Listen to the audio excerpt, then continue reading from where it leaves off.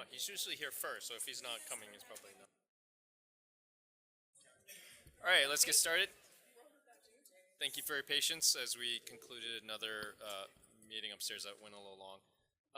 This public regular meeting of the Board of Education for April 8th, 2025 is called to order. All items being considered this evening are posted on the PPS website under the Board and Meetings tab. This meeting is being streamed live on PPS TV Services website and on Channel 28 and will be replayed throughout the next 3 weeks. Please check the district website for replay times. Good evening, welcome. Thank you for taking your time out of your day to care about public education. Before we get started, a few housekeeping reminders. We ask that everyone attending this meeting today please remember to be respectful to each other, public staff, board members, etc. We are excited that you're here. If you wish to display signs or banners, we just ask that you please hold them below chin level so the person behind you has a fair opportunity to look at our beautiful faces. And blocking other proceedings, etc. For safety reasons, please keep the aisleways and walkways clear, and in general, just kind of be mindful of everyone around you. All right, this evening we're going to start with the superintendent's report. Dr. Armstrong, would you like to give your report? Absolutely. I think we're queuing up the slides. I am excited that we are in the month of April. 9 months in as superintendent, I am proud to represent the diversity, equity, and inclusion work that we stand for here in Portland Public Schools. And yes, even more excited to share these updates with you. This month we recognize Arab American Heritage Month, and I want to just take a moment to honor the students, families, educators. I'm clicking. Educators and, oops, sorry, too fast. Maybe I'm not controlling. Educators and staff in our schools and neighborhoods who share Arab roots. Your culture, your stories, and your presence enrich our community in powerful ways. The heart of Portland. I'm excited to invite you all to our annual Heart of Portland celebration, kicking off with the opening reception on April 16th at 6:30 p.m. at the Portland Art Museum. We've had a art show here at the PEC. We have art in the back. We also have art upstairs. So it's always a celebration when we bring our students and families to celebrate the work that's happening in Portland Public Schools. And a special thank you to our art teachers who select the art that we have displayed here in the central office. Also, I wanted to let you know about the Miller Family Free Day on April 27th. And so I really hope to see you all and our amazing artists there. It's that time of year, the Portland Rose Festival Court. Congratulations to all of the exceptional young women from PPS who have been selected to serve on this year's Portland Rose Festival Court. Let's give it up for the students. All right. We also have another slide of students representing our schools. Thank you. The students will be visiting senior centers and hospitals, engaging with youth organizations across our city. Each court member also receives a $3,500 scholarship and the benefit of one-on-one mentorship experiences that will help shape their journey. So in the meantime, just a special thank you to Portland Rose Festival Foundation for continuing to invest in the future of our city. All right, yes, thank you. I love all the energy, wonderful. We want to give it up for our students. So lifting literacy, one chapter at a time. We had our closing event at the OMSI Center just this past Saturday. So I was excited to celebrate families and staff and students that showed up. And I want to just spend 2 minutes showing a video here. So let's have that ready to go. Oh. Maybe it's not shared. Oh, you all are going to love this video, so we're going to get this video played. I'm super excited about it. Yeah. Because I can read off a couple of things slowly while they get that going. Oregon Battle of the Books, OBOB. Yes. So at our last board meeting, I mentioned that some of our schools were gearing up for the Oregon Battle of the Books. Well, I'm proud to report that this Saturday, PPS had 8 teams competing in the Oregon Battle of the Books statewide tournament. Super excited.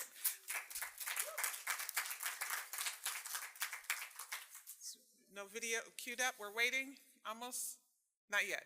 Yeah, can Okay, we're gonna. That's okay. I'll keep. can I just comment on the Battle of the Books piece? Yes, absolutely. Well, let me just go ahead. share some notes on that really quickly first. So in the 3rd through 5th grade division, the Fab Four from Chief Joseph, the Nuclear Brains from Forest Park, the Secret from Skyline, and Space Pizza Cats from Dr. Martin Luther King Jr. Elementary. Yes. Access Academy and Winter Haven have teams competing in the middle school division. And Benson, that, there's a picture on the slide, but we'll get to it. And Cleveland have teams competing at the high school level. Good luck to all. Director? So yeah, I just wanted to comment. So me and Director Edwards ended up at the Bob. Oh, Bob. Oh my gosh, these kids are freaking phenomenal. Like I've never really seen that the competitiveness. I actually seen the Fab Four in action. Tremendous. I mean, like just boom, boom, boom, boom, boom. I mean, it was just something that was just um, illuminating. It was inspiring to see our kids compete academically like that. It was just something a sight to behold and see. So I am very hopeful for our kids' future because watching them kids, oh my gosh, I was just like, I mean, I'm in there. I started clapping and they had to tell me you can't clap. I didn't know you couldn't clap, but it was just that intense. It was that fun. So I just wanted to make a comment on that. I saw the Fab Four get a perfect score. Yeah. They were awesome. We just make sure sound is queued up and we will be ready to go. Thank you for your comments. Super exciting, right? Just because the campaign officially came to a close, that does not mean that our work around literacy has stopped. It has actually just started. We stand firm that literacy is a civil right, and we're going to make sure that every student exercise that right. All right, looks like our video is ready to go. Let's see how it goes.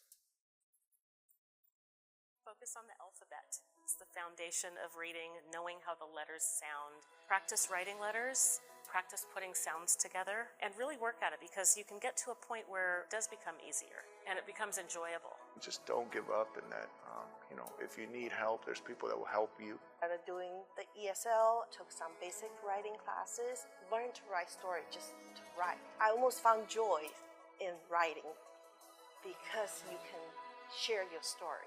Find a person that believes in you. My parents believed in me, Miss Golden believed in me, and then when I got into middle school and high school, my teachers believed in me.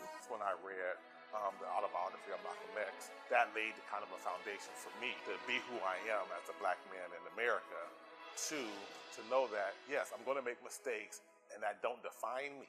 I really surprised myself when I read El Tesoro de la Sierra Madre in Spanish. I was equally surprised when I read L'Argent de Poche in French. That is surprising after I was going to be held back in first grade. I have always leaned back to reading Japanese, whether that's like, newspaper, articles, comics, or manga. Like, I always resort to it because it continues to build my confidence. Start with everybody books, the picture books, because there's so much learning in there. Those stories have teach you life skills. The words are easier to read, they're larger, and then you can move on up to chapter books and not to give up. Right.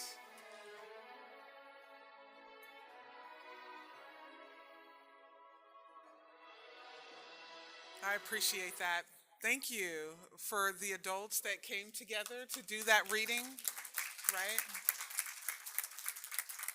We've spent so much time focusing on our students, as we should, in literacy, and just wanted to end with a nod to the adults who are practicing, showcasing, and flexing literacy all day, every day. So with that concludes my report, but thank you for listening. Great. Thank you, Dr. Armstrong. Director Consave's not here. All right, next up we have. Next up we have public comment, general public comment. First we'll start with student comments. Before we begin, I'd like to review our guidelines for public comment. First, the board thanks you for taking your time to join us and provide your voice. Public input, especially from our students, informs and improves our work, and we look forward to hearing your thoughts and reflections. Just as a general note, our board office may follow up on board-related issues raised during public testimony. We request that complaints about individual employees be directed to the superintendent's office as a personnel matter. I'll remind PPS staff who are giving public comment that they may not provide testimony about students that could violate confidentiality protections under FERPA. This includes testimony using information that could identify students, especially in their school community, or use of direct or indirect linkages, such as school grades, special education, or other status. For materials you would like the board to receive, handouts, pictures, etc., please do not come to the dais. Please hand them over to our board manager, Ms. Bradshaw, over there, or Ms. Powell, and she will distribute them to us. If you have any additional materials or items you would like to provide to the board or superintendent, we ask that you email them to publiccomment, all one word, @pps.net. Please make sure when you begin your comments that you clearly state your name and spell your last name. You will have 3 minutes to speak. You will hear a sound after 3 minutes, which means you have 30 seconds to wrap up your comment. All right, let's start out with students. Do we have any students signed up for today? Yes, we do. We have Annika Houghton and Sophia Peterson, as well as Clara Meckling.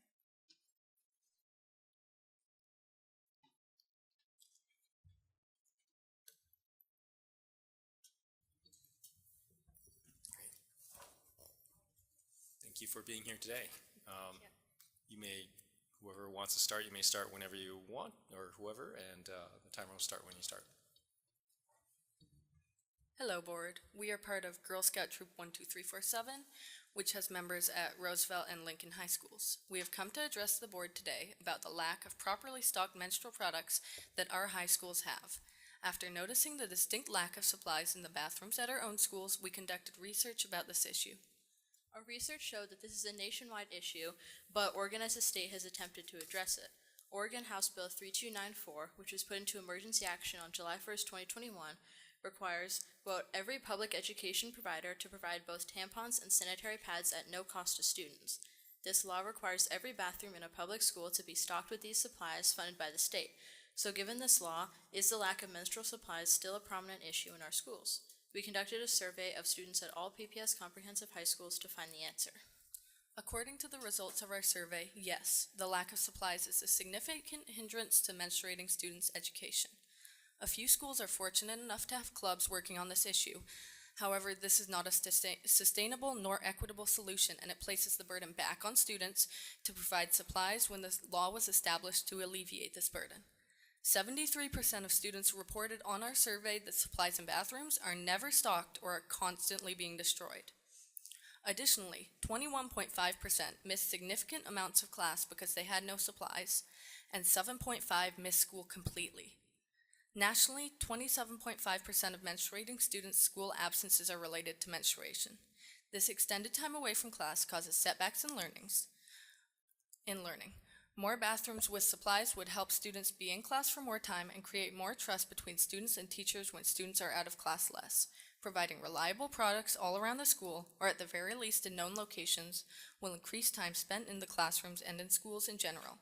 After the implementation of a similar law to ours in New York, there was a 2.4% increase in attendance in schools that provided free period supplies to students. For low-income students, school is often their only place that they are able to get menstrual supplies. Many schools additionally have rules about a certain amount of time one can be out of class before they're marked as skipping. For example, I know that at Roosevelt and at Grant High School, there's a 10-minute rule. When a student needs to visit multiple bathrooms just to find menstruation supplies, they'll be out of class for longer than a student who can afford their own supplies or a non-menstruating student. This creates an equity gap between those who rely on school supplies and those who don't. This not only affects their health in terms of access to consistent and good quality supplies, but affects their education as well. Academic research indicates that students in schools where products aren't provided are more than 2 times as likely to miss class, and students who can't afford product are more than 5 times more likely to miss school. Lack of menstruation supplies available to all compounds the struggles and inequality that low-income students face. Here's our list of asks for the school schools, and the district. Training for teachers that increases awareness of why students may be leaving class or school, including for menstruation-related reasons. We would like PPS and schools to publicize which bathrooms are the always stocked ones so that both students and staff know. This could be through signs on doors, some place on Trivery, morning announcements, or whatever works for a school. And to have at least 3 bathrooms constantly stocked, which would include, at the minimum 3, at least 1 male, 1 female, and 1 gender-neutral bathroom to accommodate the needs of all students. And to summarize that, we would like PPS to commit to constantly stocking bathrooms as directed by law. Thank you.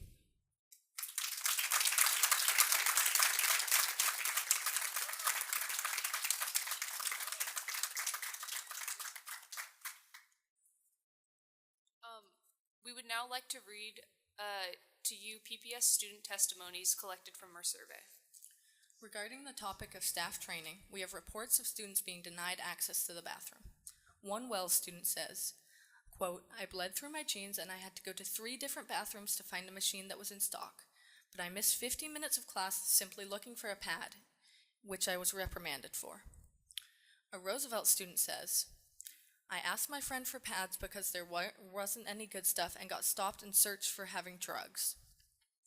And finally, a Cleveland student said, multiple times I have needed to use the restroom for periods during instruction and have been told I may not unless it is necessary, and then am glared at when I say it is and I am on my cycle, even by female teachers.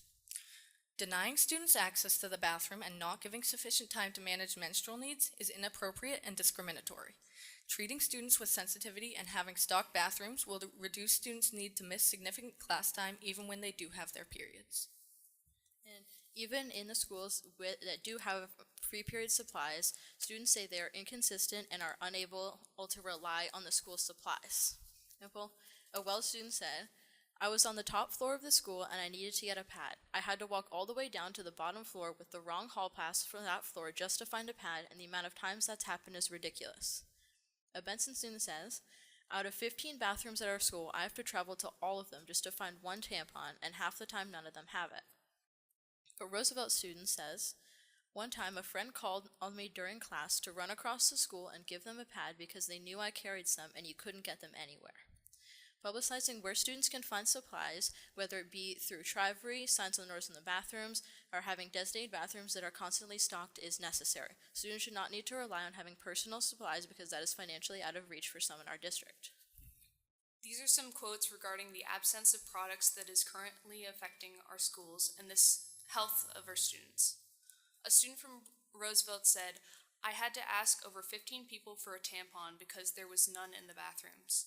Another girl from Wells said, I've had 2 instances this year where due to a lack of products, personal or school provided, my friends have bled through their pants or skirt and had to miss school to go home and change. Another student from Grant said, oftentimes the bathrooms are not only not stocked, but the paper towel dispensers are empty and the trash cans are overflowing.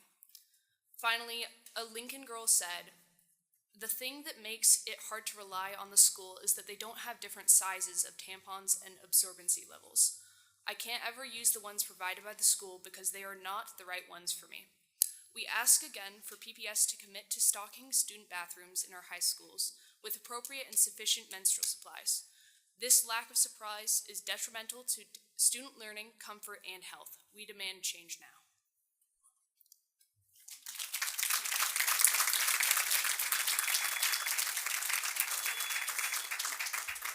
Maybe you could leave your research with us or send it to us so that we can follow up. Yeah, and I just want to thank you guys for stepping up with a father with 3 girls.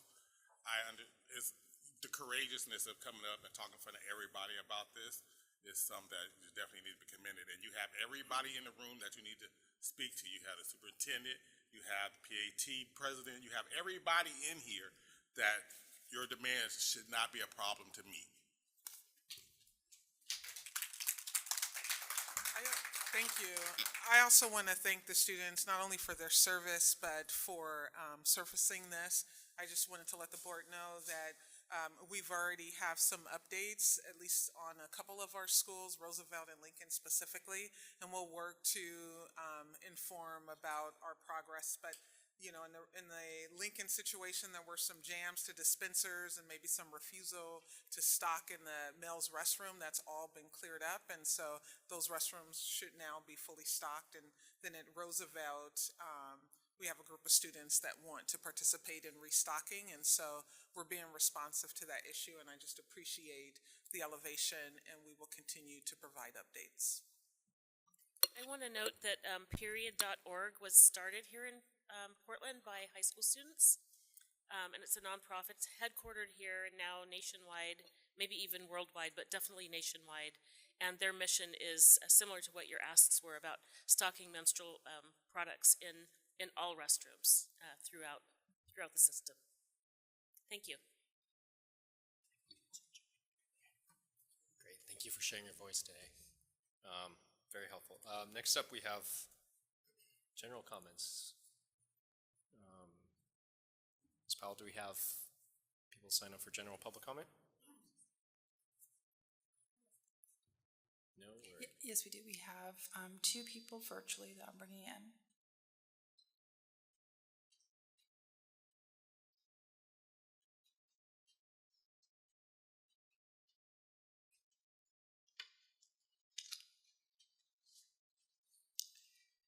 We have Sherry LeBlanche and Mandy Green.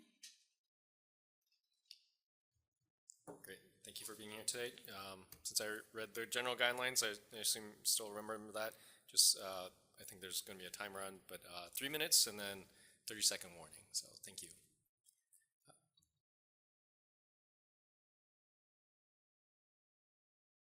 Should we start with Sherry LeBlanc? My name is, hello, I'd like to say hello to everyone. My name is Sherry LeBlanche, and I'm not reading from a script or anything. I'm just here to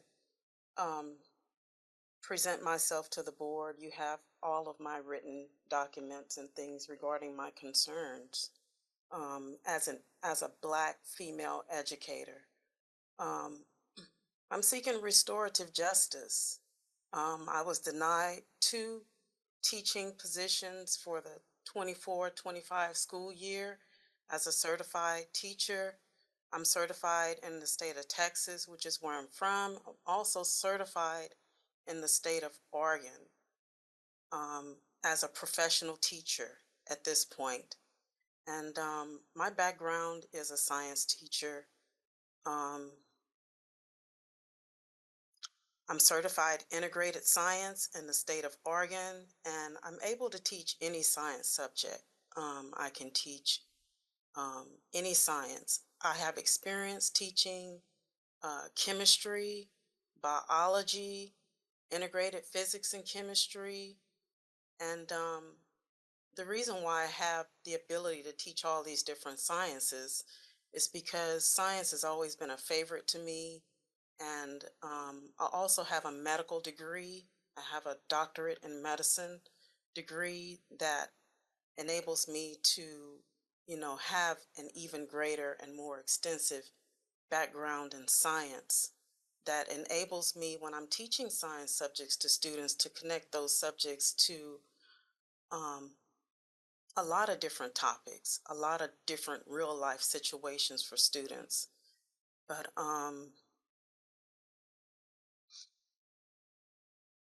I just wanted to come before the board today, you know, to show my face as a Black female educator and to let you all know that it was very disappointing to me to not have the opportunity to continue teaching with Portland Public Schools. But on a positive note, because there's always positive things that we gain through our experiences in life. Any time that I've had negative experiences in my life, you know, I try to glean the positives from it because they enable me to grow as a person. They also enable me to have compassion and empathy, greater compassion and empathy for others, you know, that experience adverse effects in their lives. But I'm seeking restorative justice, and I'm also seeking an opportunity for the board and the leaders of PPS with the mission to have more diversity and inclusion and equity in the PPS school system. I'm seeking for restorative justice for myself, and the change that needs to be for other professionals like myself to not be denied opportunities to teach based on adverse events where they have not been treated fairly because they are a minority or a Black person. And with that, I like to say that, I'm committed as a teacher, and now I've currently achieved my administrative license in the state of Oregon, and I'm seeking employment as an administrator. I have the capacity to lead. I have the capacity to mentor others. I have the capacity to achieve. And I would like to have that opportunity to move forward with my life and to not be blocked, not be hindered. And the most important thing that I think that brings about change is communication. And like I said, I was denied the opportunity to work as a teacher, denied 2 teaching positions, and I feel that the main reason Chair is Blanche, a lack of communication. you're a little bit past time. Can you finish up? I'm thankful to the board for this opportunity to come before you and to show my face and let you know a little bit about myself, and continued success to PPS as they continue to educate our youth and represent our community. Thank you. Thank you. Next up, we have Mandy Green.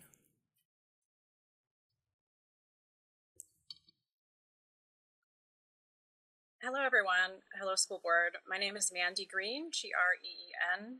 I am an epidemiologist. I'm a supporter of safe indoor air for Oregon schools, and I'm a mom of a 10th grader at Benson High School. We are so grateful for the newly remodeled Benson building. Benson has one of the most important air quality safety measures in place, air conditioning, that helps ensure school is safe during heat waves. But Benson is lacking something critical for aspects of air quality that are invisible, but just as crucial for health and safety. It is lacking an airflow report. The airflow report for Benson was done when Benson kids were at Marshall, so the Benson airflow report is actually a Marshall airflow report. Benson is not the only school that no longer has a usable airflow report. Lincoln's airflow report was done on the old building. There is no airflow report for the new Lincoln building. Access Academy was still co-located with Beverly Cleary when the airflow reports were done. There is no airflow report for Access Academy's new location in the Terwilliger building. Alliance High School's airflow reports were done on the Kenton and Meek buildings. There is no airflow report for the new Multiple Pathways to Graduation building that serves Alliance and other critical programs. There are 4 elementary and middle schools getting much needed HVAC overhauls: Harrison Park Middle School, Bridger Creative Science, Kelly, and Lent. The airflow reports for these schools are on their old HVAC systems. These schools were also cited in the fall 2022 memo that was one of the previous leadership's frustrating responses to the Oregonian coverage of our poor ventilation rates. The memo stated that the planned HVAC overhauls would improve air quality in these schools. But all of these schools lack the measurements needed to verify whether their airflows have improved, stayed the same, or gotten worse. All of these schools lack the measurements needed to determine how much in-room filtration the rooms in these schools need to reach health-based benchmarks. It is understandable that people assume that HVAC overhauls and new buildings in PPS provide great air quality. But this assumption is ignorant of basic building science, and it is ignorant of our track record in PPS. I'll finish up my comment by pointing to McDaniel High School, an example of why we can't assume our bond projects result in good airflow and air quality. This is the airflow report for McDaniel's brand new building. 33 classrooms at McDaniel do not even get 3 air changes per hour from the HVAC system. 32 more only get between 3 and 6 air changes per hour. In room after room after room at McDaniel, the airflow is so low that it takes over an hour to clear out respiratory aerosols and other pollutants. And what about Benson, Lincoln, and the other new systems? We don't know because they have no airflow reports. Anyone saying that they have cutting-edge filtration rates have assumed that with no actual measurements. Thank you for the opportunity to comment. Great, thank you.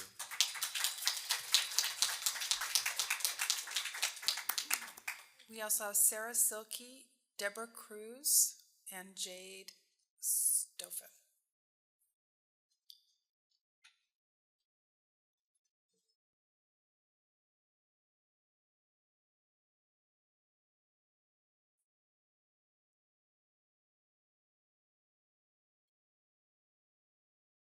Should I go ahead? Yes, please. Okay. My name is Sarah Silkie, Silkie. I have kids at Wells High School and at Access Academy. I am really excited that we are finishing up the modernization of our high schools, including Wells, which I went to and hasn't changed since then. I want to build on Mandy's comment and address 2 priorities that Safe Indoor Air for Oregon School has for bond projects. Before I address these 2 priorities, I want to do something that our group has not always been the best at doing, talking about where PPS has excelled in work on air quality. In 2021, district staff took the initiative to get airflow reports done on every building in the district. These reports are extremely valuable and powerful data. Our school district is unique in having this critical data on our ventilation rates. This data is still relevant and actionable for 79 buildings in the district. It gives us the opportunity to identify which rooms are falling short and by how much. It can be used to calculate expected carbon dioxide levels, and these reports can be used to determine what each room needs to meet healthy airflow targets and to make sure we leave no classroom behind in providing clean air to students and staff. I'm a PPS mom. I'm also a civil engineer. There's a really critical practice in engineering and building new buildings that these airflow reports fit into, and that is the practice of commissioning.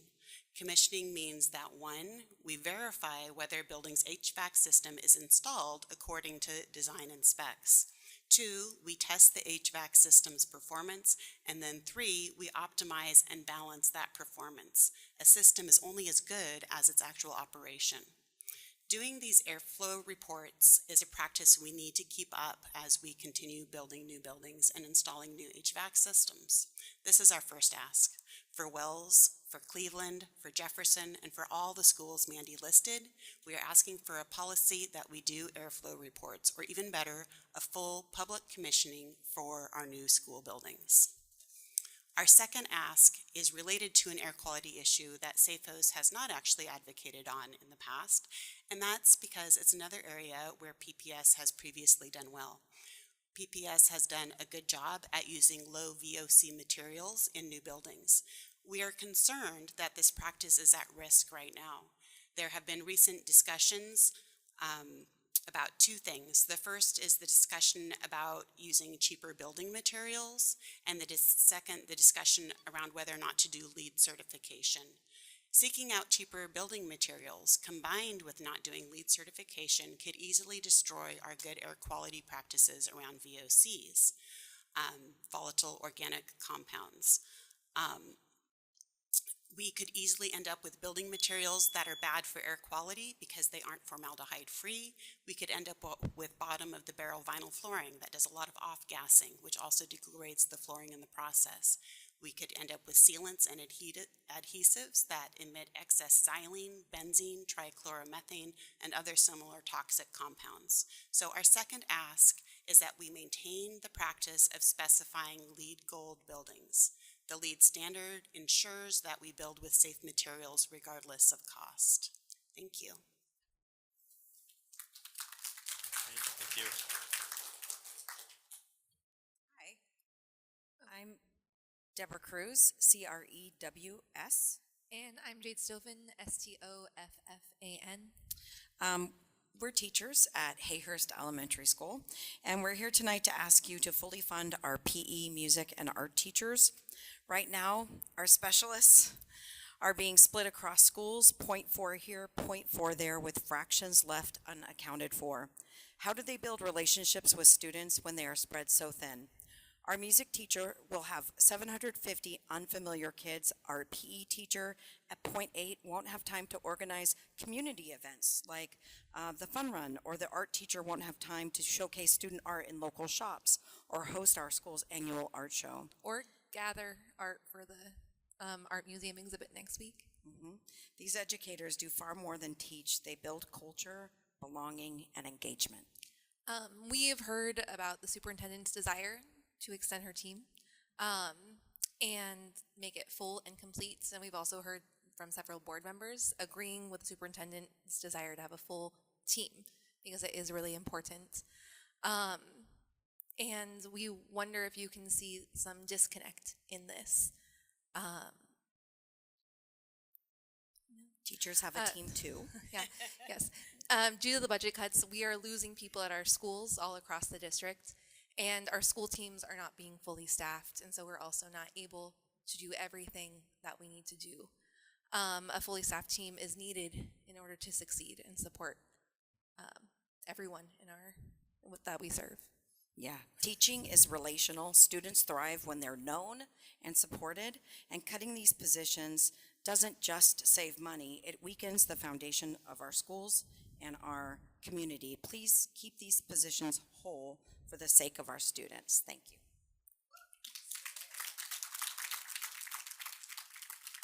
Great, thank you. Thank you for sharing your stories and your voice. Also, feel free to contact our senior board manager, Roseanne Powell, if there's something specifically you want to follow up with the board or the board office, or if there's part of your comment you weren't able to give that you would like to email to us. So thank you. Next up on our agenda tonight, we have time for our union partners.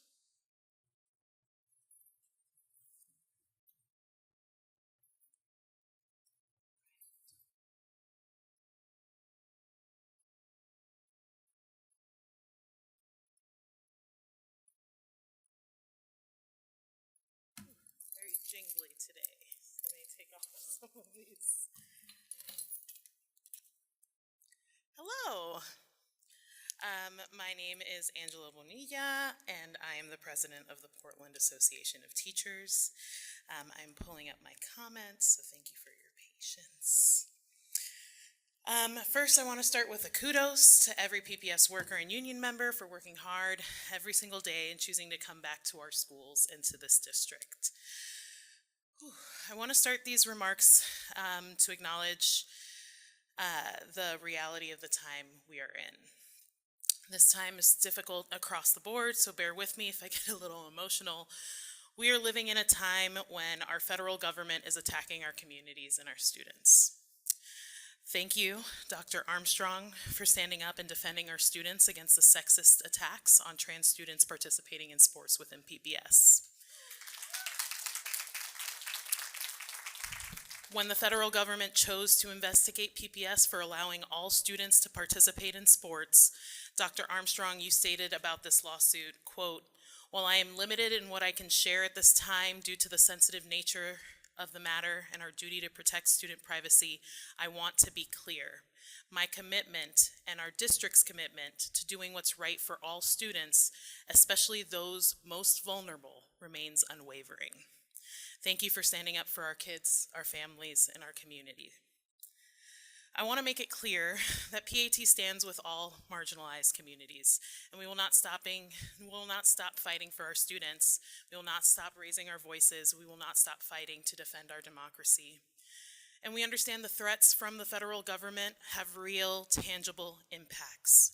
We know that any loss of federal funding will deeply impact our schools at a time when we are already facing the pain of large class sizes and high needs and less staff. And when the stakes are this high, we have to all ask ourselves, what will we tell our children, our grandchildren, our chosen family when they ask what we did to fight against tyranny and fascism?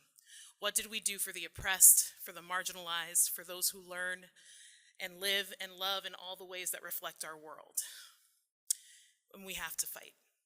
As Langston Hughes once wrote, to let America be America again, the land that never has been yet and yet must be, the land where every man is free. I say it plain, America never was America to me, and yet I swear this oath, America will be. This is the fight for our collective futures. I encourage all of us to continue to connect with our colleagues in our communities, to rest when we need to continue to educate each other, to agitate, to elevate, and to organize. This is not a moment, this is a movement. So we need to get out there, we need to make sure that we are standing firm, that we are fighting for our students, our communities, our schools, and the America that has never been and yet must be. Thank you.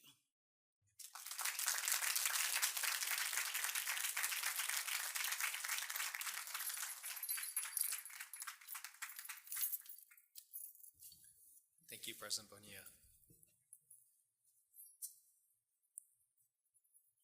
Next up, we have reports from our board committees and board members who have recently traveled to conferences. Director Sullivan, please start us off. Excuse me. I've got a comment about the next audit committee's meeting, which is scheduled for April 15th at 5 o'clock. I'd like to share with the board a preview of the agenda items we have planned. And more than the board may be interested too. So if you want to come and look, you can. PPS staff will be providing a status update related to the implementation of recommendations included in the student body funds audit. PPS will be providing the audit committee with an update related to the selection process for the district's external financial auditors. And PPS staff will be providing a status update related to the equity audit experience and needs of administrators of color. The committee will also be reviewing the annual budget request for the Office of Internal Performance Audit. And we'll be reviewing progress on the audit committee's work plan and discuss planning for future audit topics.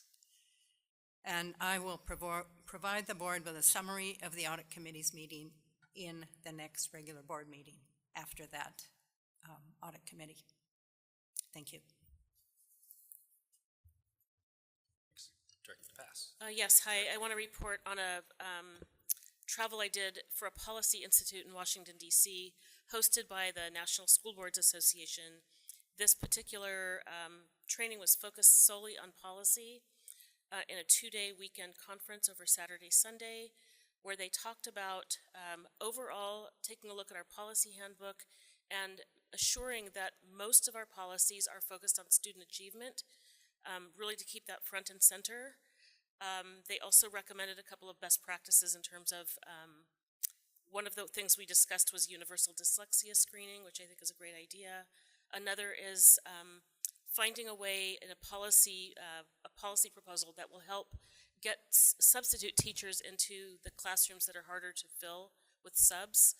As a community, this is an important thing for us to focus on. We don't have a way to do that currently, but that's something that I'd like to bring attention to.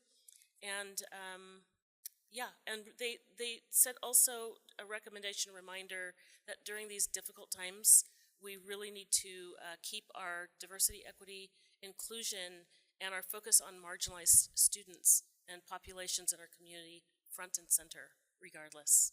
Thank you.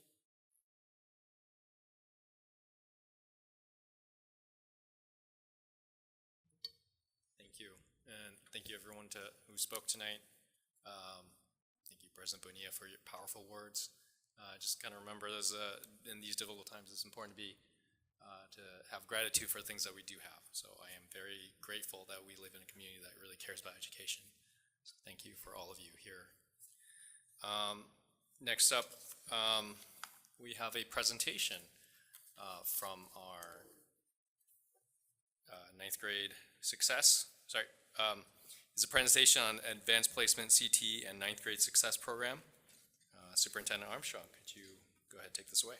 Yeah, absolutely. We have some amazing things happening in our high school, and I have Chief Howard and team here to share some of those updates and presentations with you. As you know, we continue to focus on instruction and academic advancement. I will turn it over to Chief Howard.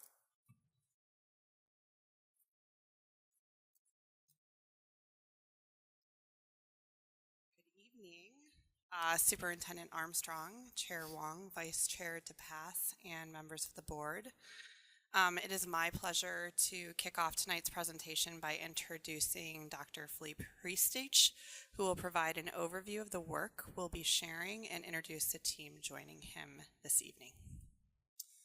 Thank you, Chief Howard. Good evening, Superintendent Armstrong, Chair Wong, esteemed board directors.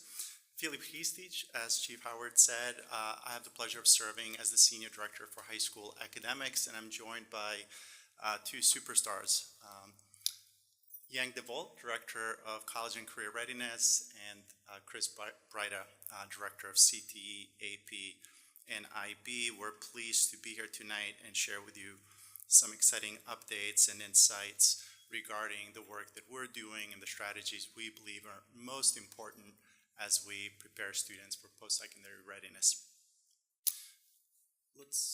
Okay, we're good. So when we think and talk about post-secondary readiness, we're talking about ensuring that our students will have access to high-wage and high-demand careers.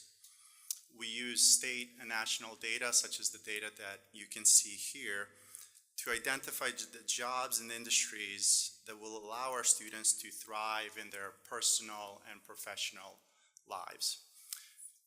The job titles may change, the trends may change, but some things remain constant. And one of those things is that our young people will need post-secondary education and training in order to have access to these careers. In PPS, 70% of our graduates enroll in 2-year and 4-year programs.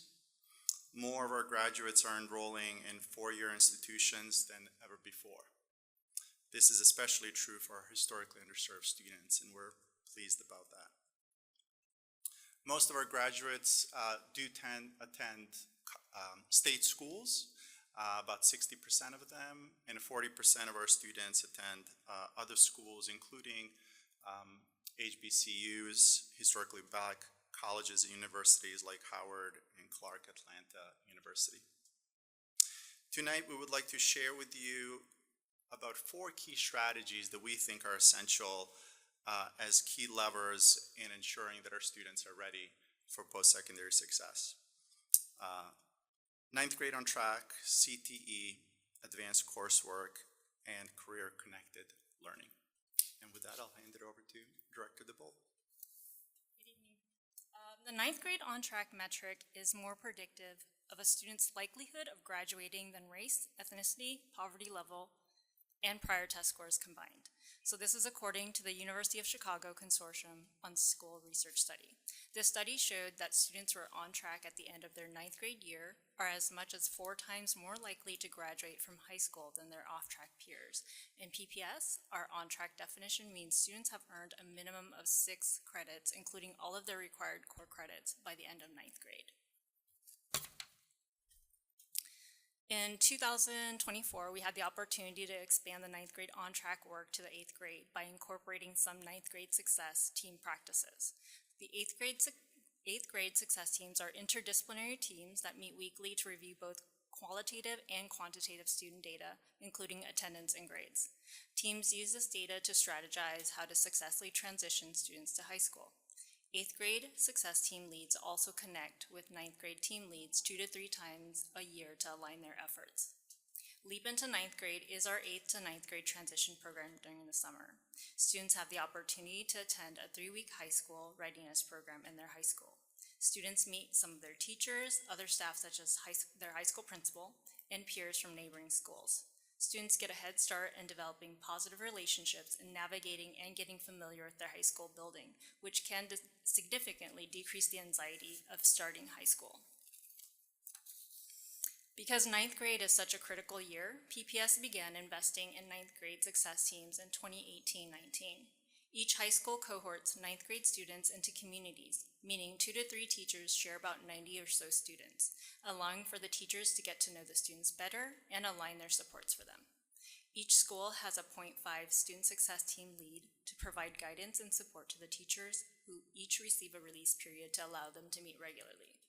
Teams use meeting protocols to review student quantitative and qualitative data, implement supports, interventions, and instructional shifts as needed, and monitor the progress of students. Since the pandemic, high rates of chronic absenteeism have impacted learning. Students arrive to high school needing academic and social emotional support. There is an opportunity to develop and implement system-wide Tier 3 supports connected to Tier 1 and Tier 2 that can address those gaps so that students can access grade-level instruction. There is also an opportunity to elevate the ninth grade on-track goals so that they are just not monitored by the ninth grade success teams, but it is a district-wide priority and is supported by the entire high school team. Career and technical education programs are experiencing transformational success, and our students are reaping the benefits. Let me highlight our progress through the lens of our CTE by the numbers snapshot on the screen. Across 11 high schools, we now offer 79 distinct programs of study, each providing at least 3 credits within a single career cluster. This breadth ensures students can find a path aligned to their passions and goals. CTE is thriving, with enrollment soaring to nearly 11,000 students, up from just 8,800 students 3 years ago. This growth speaks directly to our students' eagerness for meaningful, career-focused education. Our students are exploring pathways across all 16 nationally recognized career clusters, from healthcare and engineering to digital arts and construction. The result is an inclusive, engaging educational experience that aligns with industry demands. Last year alone, our students earned over 700 industry-recognized credentials. These credentials represent real-world skills, giving students an edge whether they enter directly into careers or continue their education. Most notably, our CTE concentrators, students earning 2 or more credits in a pathway, have a graduation rate that exceeds 95% across PPS. This number is more than just a statistic. It reflects how impactful career-connected learning keeps students motivated, engaged, and successful. These achievements have been fueled by key strategic moves we have made this year. We launched a groundbreaking, student-led CTE Advisory Council, now thriving in its 2nd year. Our students aren't just participants, they're leaders, actively shaping the programs that directly impact them.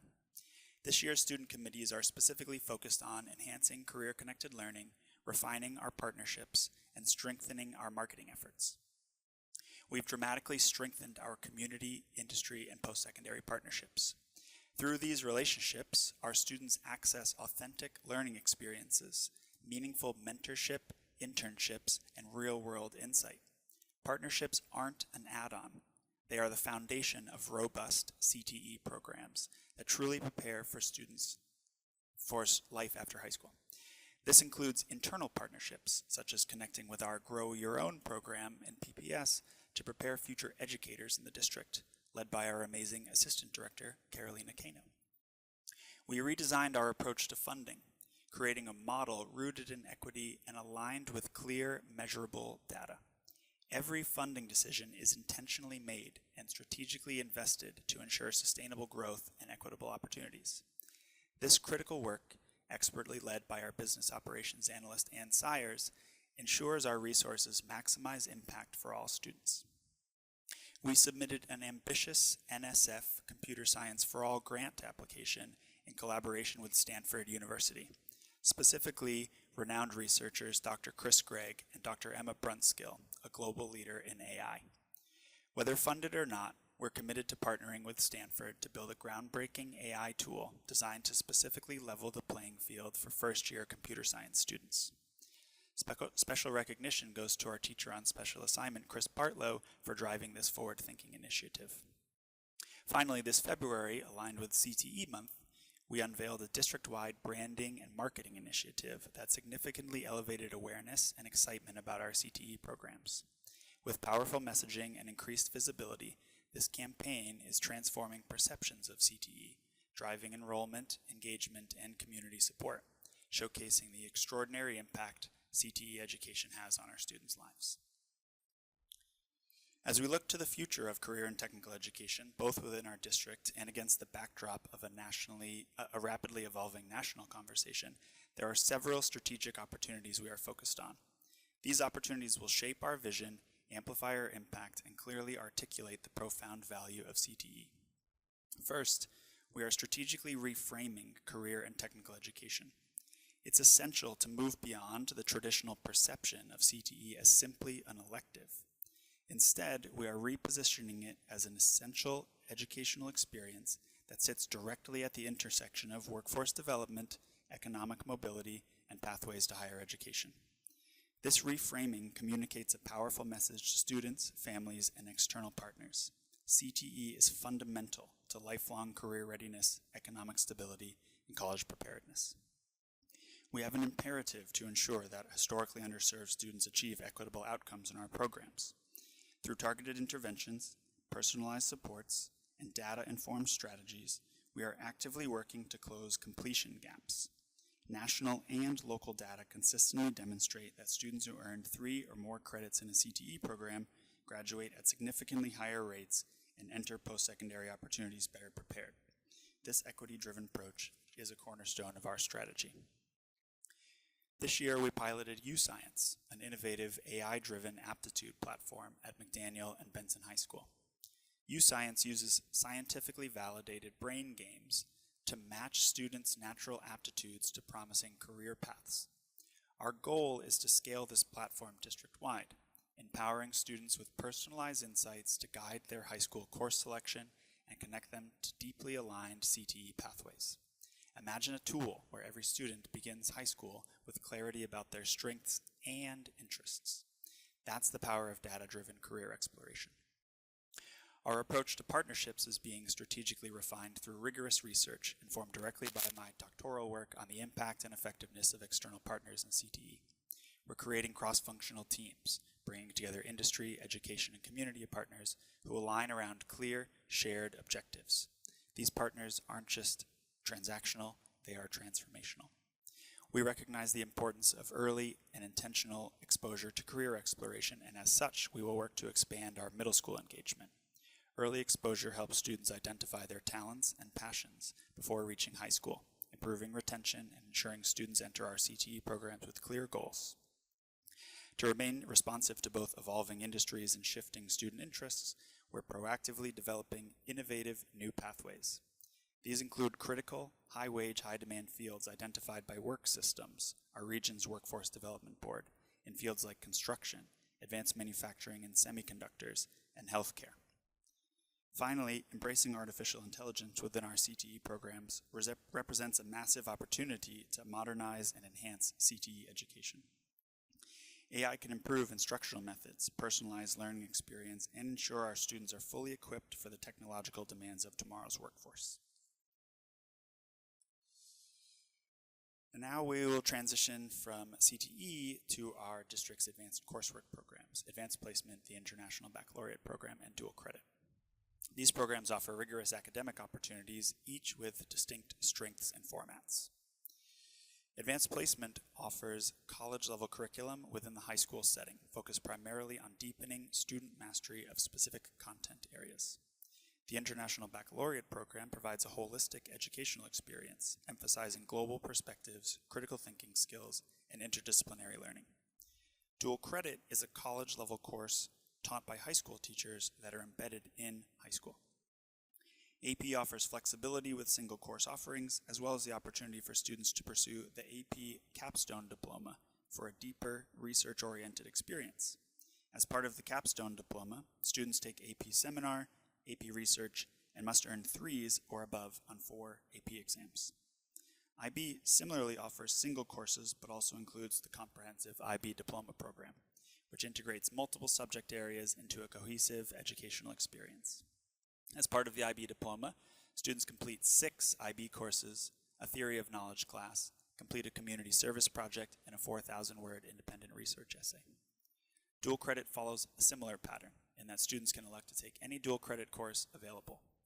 Students at Jefferson receive a middle college diploma by earning a minimum of 12 college credits and enrolling in a college course on the PCC campus. AP courses culminate in a standard national exam administered annually in May. IB assessment involves a blend of internally assessed components, including oral exams, projects, and extended essays, and dual credit assessments are a combination of projects, essays, and exams. These programs play a critical role in our district's commitment to preparing students for success beyond high school, equipping them with essential skills for college and lifelong learning. AP is the primary college credit mechanism at 6 of our high schools, including Benson, Grant, Franklin, Ida B. Wells, McDaniel, and Roosevelt. Last year was our largest AP test to date, with the most student test takers and most total exams we have had in the history of PPS, with just under 5,000 total exams.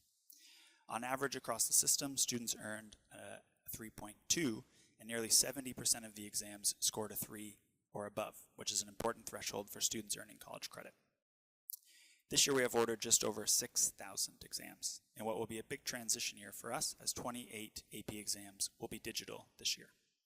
Our AP coordinator, Chris Cazzoli, has been expertly running this significant undertaking behind the scenes.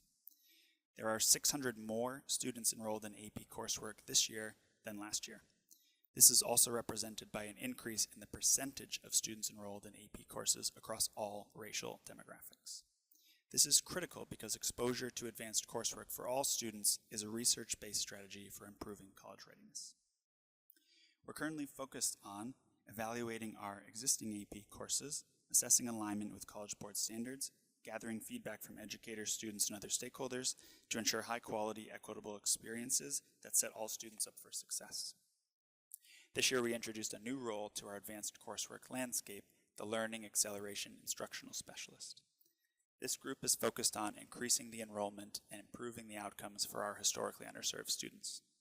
Their work played a significant role in the growth of both our AP and IB enrollment and test takers this year, and we will continue to leverage their knowledge of their building and students to support AP students across our district.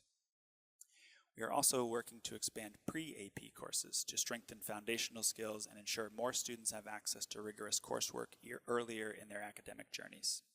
At McDaniel, for example, all 9th grade students take a pre-AP English course, followed by all students taking AP Seminar as their 10th grade English course. We are exploring additional AP for All opportunities, aiming to remove barriers to entry by providing more inclusive access and targeted supports. And a final area for our team is decreasing the gap between the students enrolled in AP coursework and the number of students testing in those subjects. Last year, you'll see that 2,894 students tested, but there were approximately 900 students who did not test. Research shows that even AP exam scores of 1 or 2 predict better college outcomes than academically similar college students who did not take an AP course and exam. Next, we'll look at our IB program, the primary driver of college credits at 2 of our high schools, Cleveland and Lincoln. Between the 2 schools, 670 students tested in the IB last year and took just over 1,700 total exams, with the average scores above 5 on a scale of 7 for 20 out of the 28 tested subjects. Like a 3 on AP, a 5 and above is the most common threshold for earning college credit. Both schools offer an IB for All model, with students at Cleveland taking IB Biology and IB History of the Americas in 11th grade, as well as IB English 11th and 12th grade. Lincoln similarly offers IB English for all students in 11th and 12th grade, and students have a choice of an IB History course in the 11th grade. Lincoln was also authorized this year as an IB Middle Years program, meaning their work now expands to the 9th and 10th grade, where students will learn within the IB framework in preparation for diploma courses in 11th and 12th grade. The Middle Years program presents an exciting opportunity to prepare all students for IB coursework in the 11th and 12th grade. The IB further offers the career-related program, a certificate track for CTE students within the IB framework. While neither of our schools currently offer this opportunity, both have the existing structure in place to pursue it should they choose to.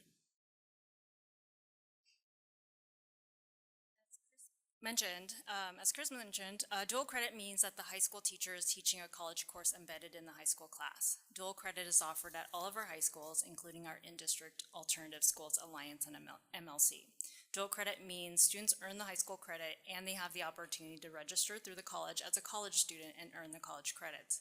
Our college partners include PCC, PSU, OIT, Mount Hood Community College, and Clackamas Community College.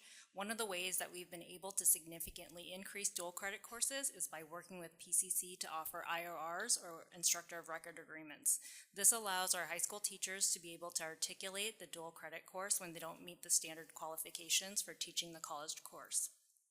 Again, high schools are offering college-level coursework as core classes to decrease the barriers.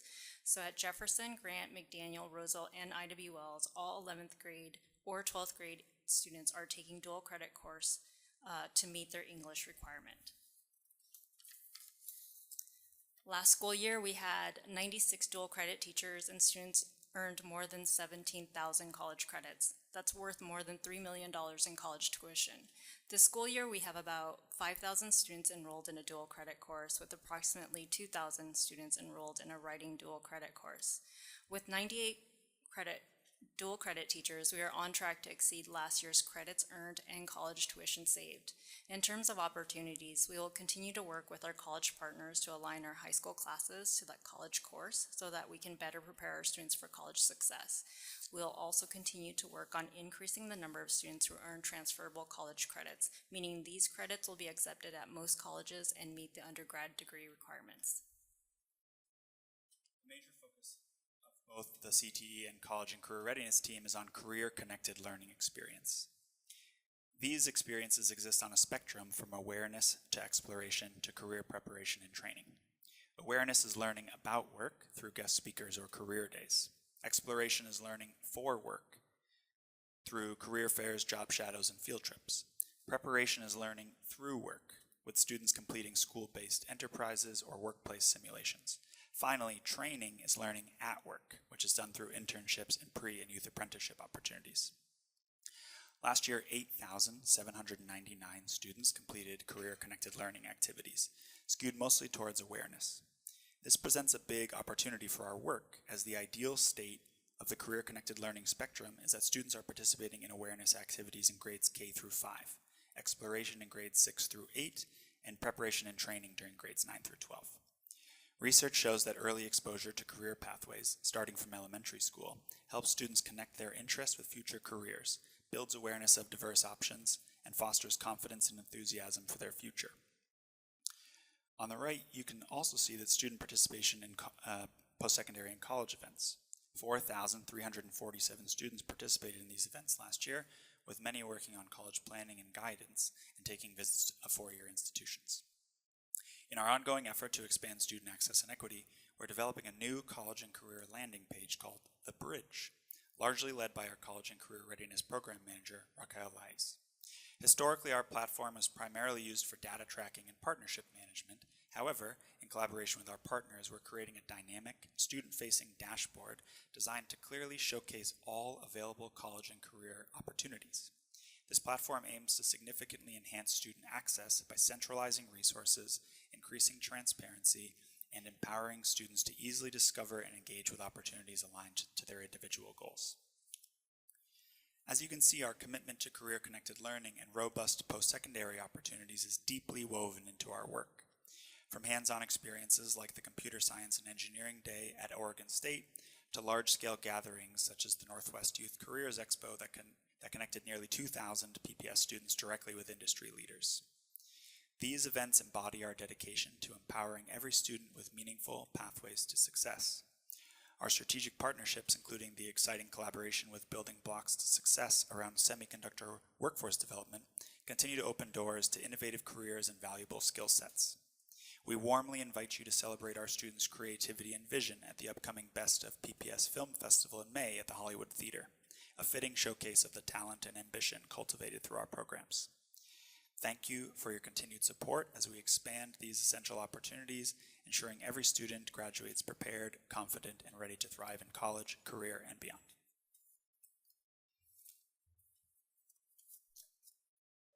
Answer any questions? Yes, I had a question. You talked about changing the perception of CTE and, sorry, getting more people involved.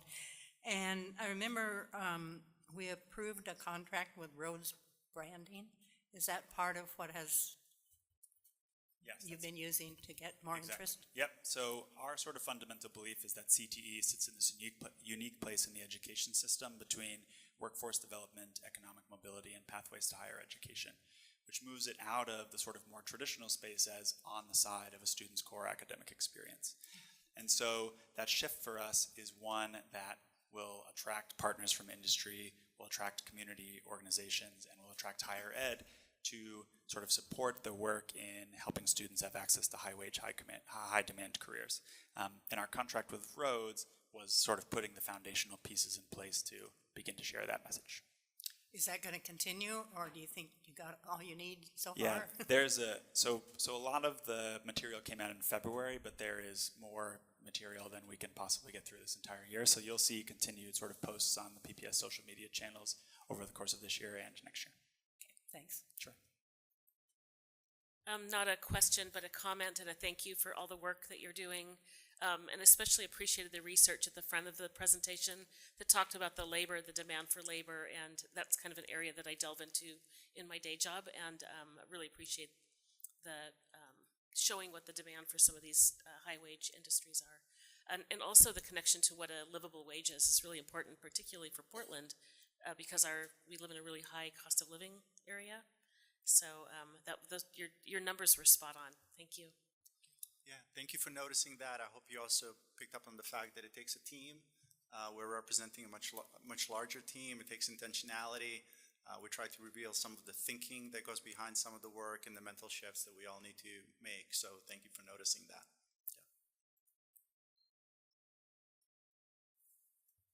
Thank you so much. It was really great to hear this presentation today. I have two specific questions and one comment from last time, which is just a reminder that one of the reasons that we're able to have some of these robust programs related to career technical education and helping students get ready for be on a track to graduation is Measure 98. Dedicated funding has made a difference. We heard that last time, and I want to make sure we keep talking about that. I think it's really important that anytime we can, talk about the importance of resources. I want to be here to lift that up. My two questions have to do with just kind of two somewhat random things, I guess. One of the questions I had in reviewing the slides in advance, I noticed that you had like a metric for like 69% of students were achieving AP scores of 3+. And I was just curious how that compares. Is that pretty good? Is that not? I'm just curious how that kind of fits into other places. As a district, we're well above the national average. Great, thank you. Proud of that. And you should be too. And then my other question, totally unrelated, is I'm curious about connections to apprenticeship programs. Do we have any numbers or information about how many of our students are participating in CTE and then after school going into licensed apprenticeship programs? We can get you access to that data, yes. Cool, I'm just curious. Thank you so much. I know we have a need for a lot of folks in the trades and in energy, and we've got two energy professionals up here where we've got a lot of work to do to get electricians and other trades, you know, and we need new workers to do a lot of good work. Thank you.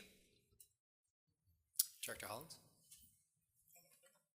Okay, I had another question about IB for all you mentioned. Yep. And is IB only in 11th and 12th grade?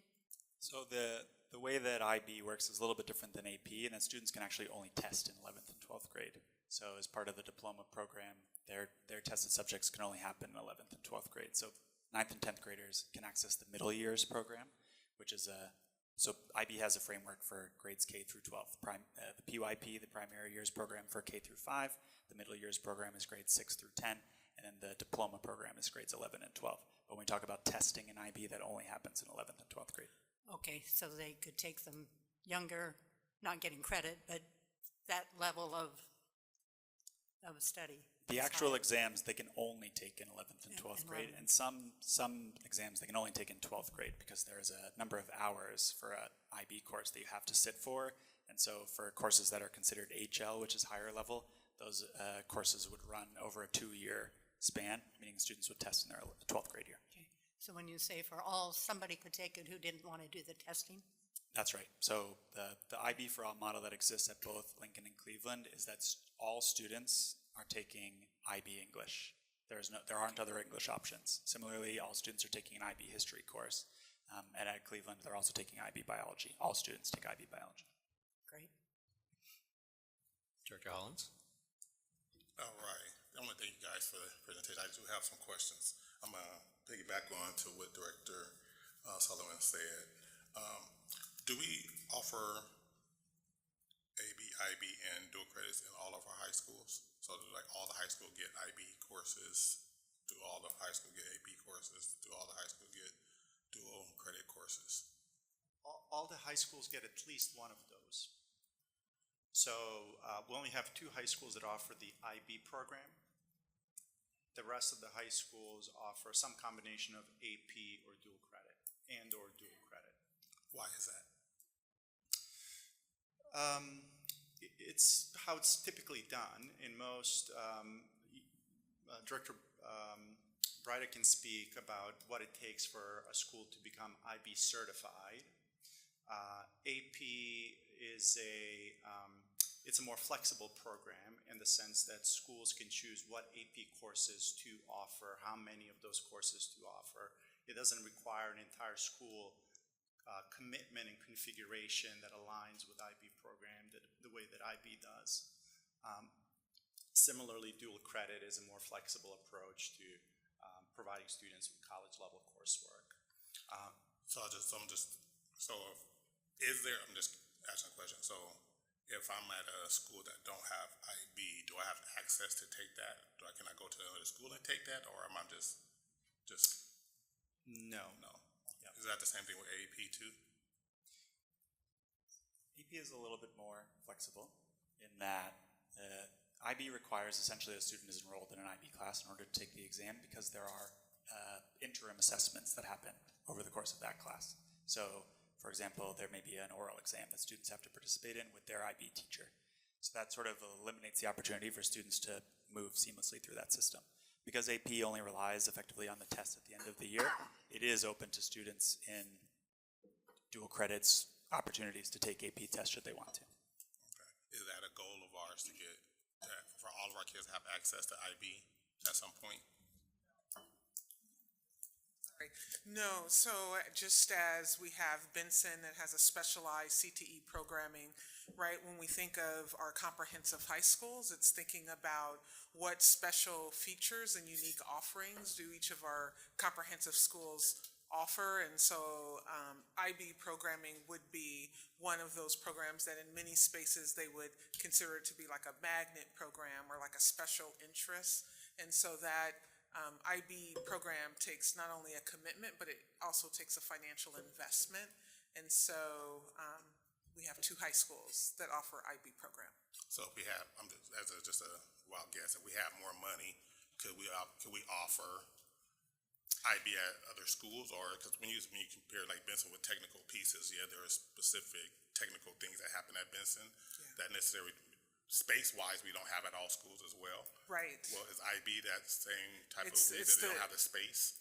Well, not just about space, but I think as the team was talking, there's not only a financial investment, but also the interest not only from students, but then also for the teachers in the programming. We're very proud of our IB programs, and those programs are at Ida B. Wells in Lincoln. Okay, Cleveland and Lincoln. Cleveland, yes. Okay. Yes. All right, I'll move on from that. Move over to our CTE stuff. Are our students earning industry recognized certifications upon completing their CTE coursework? So there has been a shift at the state level. It used to be that at the end of a pathway, students completing 3 years of a program of study, there was a technical skills assessment. And the state has moved away from that model and is sort of set a goal for programs across the state to have students leave with a credential. And so last year we had about 700 students earn industry recognized credentials. They're not all necessarily students who are at the culminating year of their experience, but there are students who earn credentials in things like health science. Wilderness rescue is sort of a good example of a number of students earned a wilderness rescue certification as part of their health science programs. Awesome. And then that's 2 questions. This is going to go speak to the post-secondary readiness piece. Given that the OSAS data we received, what insights can we draw about how well we're preparing our students for post-secondary success, whether in college, career, or other pathways? So as a part of what we offer to all students through OD, there's a requirement for all 10th graders to participate in the pre-ACT. And so there's a college and career readiness benchmark and those test scores that we take a look at. We as a district provide the SAT for all juniors so that they have access to a college exam free of charge during the school day. And we also take a look at that data and their college and career readiness benchmarks to get a sense of where are our students at. And that is also one of the indicators for post-secondary readiness when we're talking about how we measure students, if they're ready or not. Okay, so on that same line, how do we measure, what metrics and or data points are we using to evaluate how well those students are prepared for post-secondary success, and how are those measures giving us, and are those measurements giving us a complete picture? So how are we making sure, it's like when my kids go to college, how are we making sure that they're ready from our standpoint? We do take a look at our National Student Clearinghouse data to see how many students are enrolling at a 4-year or 2-year, and then their persistence. So we take a look at, are they returning in the fall of the next year? And then we get data on who's actually graduating with a degree. Oh, I would love to get some of that information. That would be great. Thank you. I'll be brief. One, I just want to say thank you so much. I want to start by saying thank you because we've been asking for a long time to make sure that we're getting information on what we're doing to get our kids from where they are to where we want them to be at. And then to see that data coming back to us now gives us a measuring tool that we can now look at and say, okay, now how are we doing 3 months from now? How are we doing 6 months from now? So I just want to take my hat off and say thank you for providing that.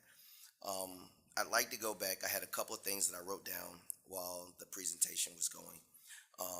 One of which is timing. How long have we been, from a measurement perspective, how long have we been doing like the 8th grade success teams and the leap into 9th grade? When did it start? Leap into 9th grade has been around for, I want to say 14, 15 years. I was hoping you didn't say that, but go ahead.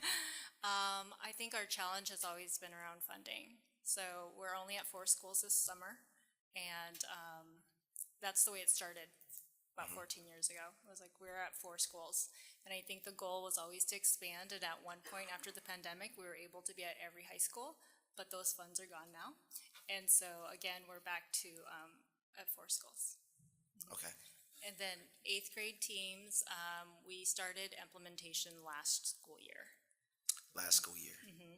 Okay, so I won't even talk to you about the 8th grade teams because we have nothing to go off of. And the reason I was trying to bring this up is because I'm trying to understand as we're looking at this, if we wait to the end of the first semester of 9th grade, we've actually waited too long because they're already behind.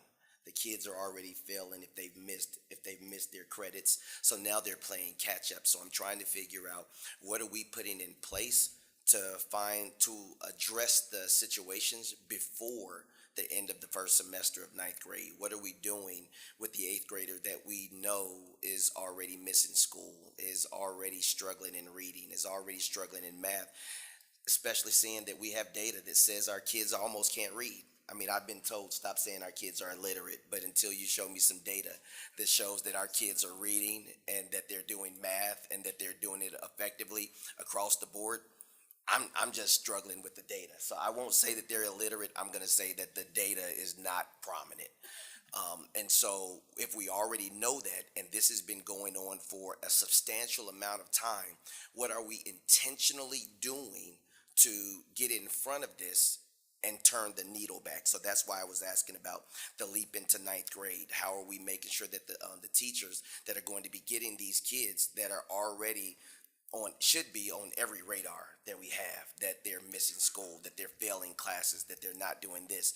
You're going to be getting this student. How are we preparing them so that they can deal with this? And they've already got a lot to deal with already. And it's like, here, take more problems, no more money, more problems. And so let's do this together. So I'm thinking about that, and I'm trying to figure out what our plan is.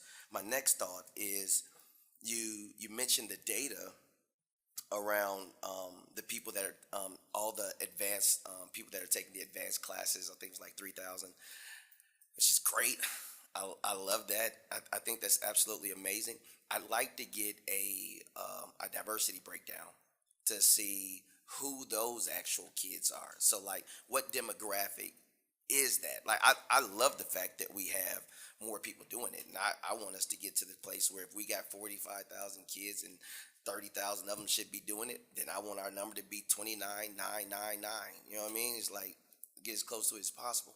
But I'd love to see the breakdown on who's benefiting from this, and then what can we intentionally do to increase these numbers for those that could benefit from this with the level of intentionality. Nothing that we do is going to happen by chance. It's only going to be because we forced it to happen. It's only going to be because we were very intentional about happening. It's not going to be comfort. So I'm not looking for comfort. I'm not looking for us to be like, oh man, this is easy. I'm looking for us to be crying at night. This is brutal. Like, this is taking everything in me, but I have to keep going. That's what I'm looking for. I want to expand the rubber band as much as I can without breaking it, because that's where we have to be at if we're going to see change, and we have to keep these numbers in front of us. And so again, thank you for giving me the numbers. I want you to get back to me on the diversity, and I want somebody to get back to me on what we're intentionally doing around creating, minimizing the gap before they get to ninth grade, because that's going to make a huge difference moving forward. So again, thank you.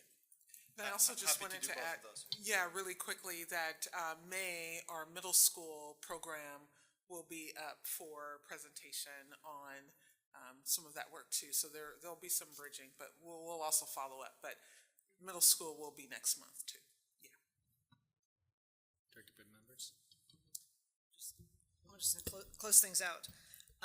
And I'm going to close things out with just like a perspective of when my kids were in high school, when I first got on the board this second time, because it's absolutely incredible, the transformation that's happened in our high schools. And I want to thank the presenters, but all the educators in all of our schools who have built out programs, who had the courage to say all of our kids, for example, are ready for IB for all, and we can do it, and we're going to support them. So on the dual credit, I think we've made so much dual credit, AP, the college prep classes, and IB. Also, I just was reflecting on the transformation that's happened since my first two kids graduated, which was right after that ballot measure 98 passed, that Director Split referenced. And frankly, Benson, if you wanted CTE, you went to Benson.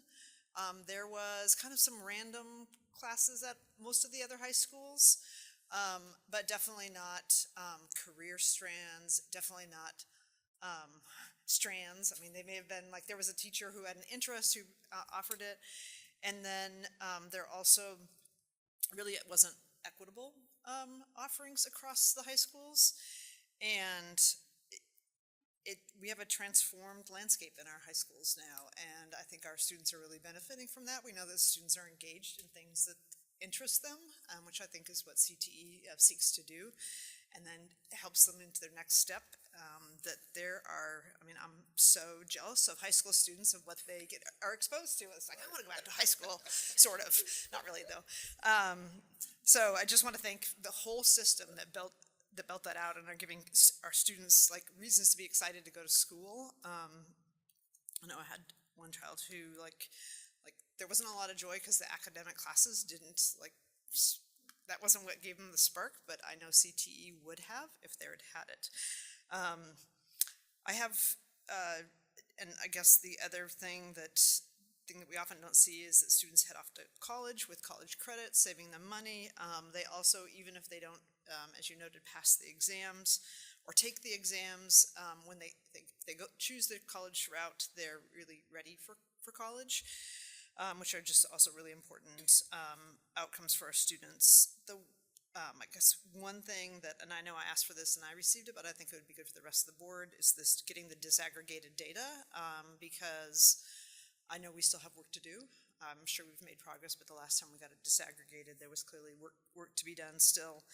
And also getting it disaggregated by school. I think another thing is like where from a district centrally can we provide more, what schools need more supports, and also what's working well, what schools are activating all their student bodies. And just the other thing is I'd love to get just a follow up on, are we doing something like dual credit for all at MLC or Alliance? So that just in making sure that across the spectrum, our students, no matter where they are or where they end up, that they have that. So if I could, I don't need that now, but love to have a follow up on that. Especially MLC. I also just recently saw some attendance data that was pretty shocking for some of the schools. So I'm wondering what's being done. I mean, I know you're trying to make everything more interesting so they'll come to school, but is there something being done specifically to work on attendance? Yeah, so one of our main priorities next year out of 4 at the high school level is going to be around attendance, and we have work groups right now creating plans that we're going to implement. We're implementing things now too, but we have we are recognizing that as a district priority. Dr. Armstrong can speak to that too, but that's one of the areas that's going to be uplifted, as well as 9th grade on track. Yeah, and just to note that we have teams in school, as we've had for several years, working specifically on attendance, and that work will continue. Obviously, there are, as we hear, unique situations and circumstances in different communities, but we're continuing to not only be able to support what's happening at the site, but then also to make sure that we have the resources and the support from the central office as well. Great, thank you. Thank you all. This great presentation and great information. We'll be chewing on this for quite a bit, so thank you. Thank you.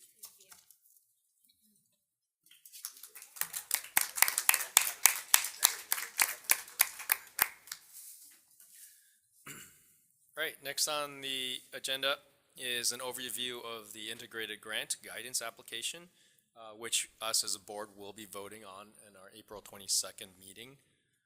So not today. Dr. Armstrong, again, would you like to introduce us? Yeah, absolutely. So the integrated grant application, the IGA as we refer to it, is for school districts in Oregon, and it's a streamlined funding process designed to simplify how districts apply for and manage multiple education-related grants. So this application consolidates several state and federal funding sources into a single application, reducing administrative burden and ensuring a more cohesive approach. So Oregon requires school boards to review and then approve the application. So before you have Chief Buno, Chief Morrison, and Dr. Jefferson, who will be reporting out tonight. Thank you for being here.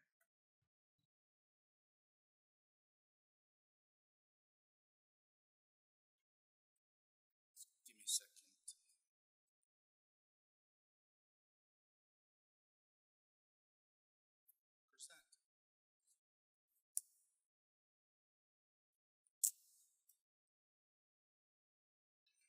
All right, so good evening, Chair Wong, Vice Chair DePass, Directors, and Superintendent Armstrong. We're pleased to conduct and provide an initial presentation of our application for the ODE integrated grants this evening. And so we will provide a brief overview of the grants and also the requirements included in the package. We'll also highlight the various required elements that are included in your board materials. For this evening, you've received this presentation and a detailed memo, and so we'll provide an overview of this along with the application. So we'll provide an overview of the guidance along with what the guidance in the grants address and the investments. So let's take a look at the 9 programs included in the integrated grants framework. 6 of these programs are part of the previous biennium, and they're the high school success grant. And we just had a significant conversation about many of the things incorporated in that, including Mazer 98. Also student investment account, the continuous improvement plan, career and technical education, everyday matters, and the early indicator and intervention systems. And then for this biennium, 3 additional programs have been incorporated into ODE's integrated grant guidance, and that includes career and connected learning, early literacy success district grants, and our federal school improvement supports. That's our CSI and TSI supports. These aren't new programs, but they're new in the integrated grants framework and process and in this application. So this integrated guidance framework provides requirements for both grant programs that are funded and unfunded, and together these grant programs represents approximately $125 million over the next 2 years based on the current rates. And these programs share common goals and design elements and are aligned very closely with PPS's strategic priorities and our existing investments. These investment programs were shaped through our strategic planning process and include robust community engagement and needs assessments. So throughout this process in developing the integrated application, we followed ODE's required planning processes, and those are outlined here. The main pillars of the process include centering equity, engaging in a tribal consultation, conducting a needs assessment, defining outcomes and strategies, and engaging the community. And this resulted in a 2-year budget narrative application that's included in your materials, and a budget specific that is the heart of the application. This slide you've seen before. It looks familiar. The integrated grants, as you can see here, is part of our overall special revenue fund. And in this illustration, it's not exhaustive representation of our district's revenue sources, but it's comprised of a component of it. And this slide may also look familiar to you from the budget process, and it represents our current $2.39 billion budget. It's divided into 5 funds. And as this has been presented before, I'm not going to go into each fund, but I want to highlight again that the integrated grants funding is part of our special revenue funds, and the special revenue fund supplements our operating fund from local, state, and federal sources. So in 25-26, $61.7 million of the $224.3 million comes from the state and federal grants included specifically in this application. So in this slide, you see the breakdown of the allocations by grants. Combined grant funding was reduced by 0.5% from this school year. Because grant funding is tied to ADMW, so declining enrollment reduces the grant allocation for 25-26. So on March 26th, ODE sent us a revised 25-27 preliminary allocation, and the high school success allocation was reduced by 5.6%. And the changes are reflected in this table. And as the legislature moves through their process, we anticipate further fluctuations in this allocation. In addition to that, our integrated budget allocates SIA dollars pass through to our charter and our CBOs. And this plan allocates $2.2 million to charter and CBOs for the 25-26 school year.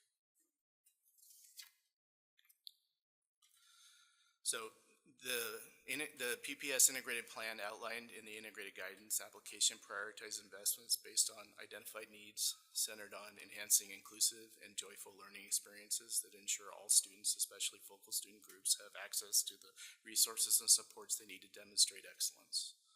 These priorities align with our needs assessment and community feedback, emphasizing early literacy and achievement, strengthening our PK reading and writing instruction through high-quality standards-aligned materials, targeted interventions, and professional learning for educators to support literacy development.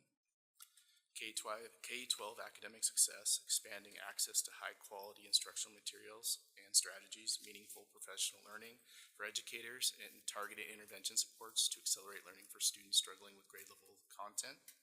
Attendance and engagement, increasing attendance rates by fostering a sense of belonging and improving school climate. graduation and post-secondary readiness, strengthening instruction, equitable grading practices, career-related instruction, programming and an emphasis on real-world hands-on learning and providing credit recovery options, safe and supportive schools, expanding access to behavioral, mental health, wellness supports while implementing policies and practices to ensure a school environment free from discrimination, harassment, bullying, and retaliation, a culture of racial equity and care, cultivating racial equity and care through meaningful engagement with students, families, and community leaders, and implementing culturally responsive strategies across schools and departments. This plan is a critical component of our board's broader strategic efforts while aligning with the PPS goals. We track and report on key indicators quarterly for review and annually for the board and community. Additionally, we provide periodic updates and specific to these investments as required by ODE's integrated guidance. So there are several required elements for this application.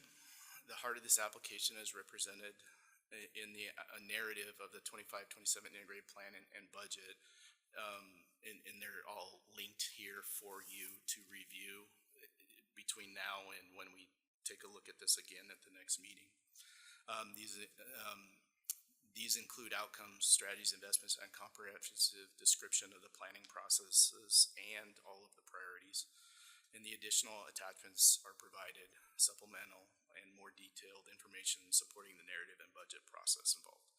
Please know we have been engaging in an ongoing tribal consultation with the tribe of the Siletz to ensure Native voices is embedded in the integrated grant application process, and we are scheduled a final review of the completed application with them on the 16th, and that'll be prior to action on the 22nd. Additionally, our 4 district-sponsored charters and the 2 state-sponsored charters in our geographic boundaries are represented in our district's integrated application. We provide broad fiscal monitoring oversight to each charter, but each charter school maintains its own integrated plan and budget. Where applicable, we actively engage with all charter leaders, district-sponsored or state-sponsored, to administer SIA funds, including coordinating budgets, aligning strategies, and reporting. As I mentioned, each charter maintains its own integrated plan and budget. These plans and details are included in each one of these links. The district charter program agreements are a formal contractual agreement between the district and each one of the charters, and those are also linked. And then this is a representation of the same information for the state-sponsored charter schools.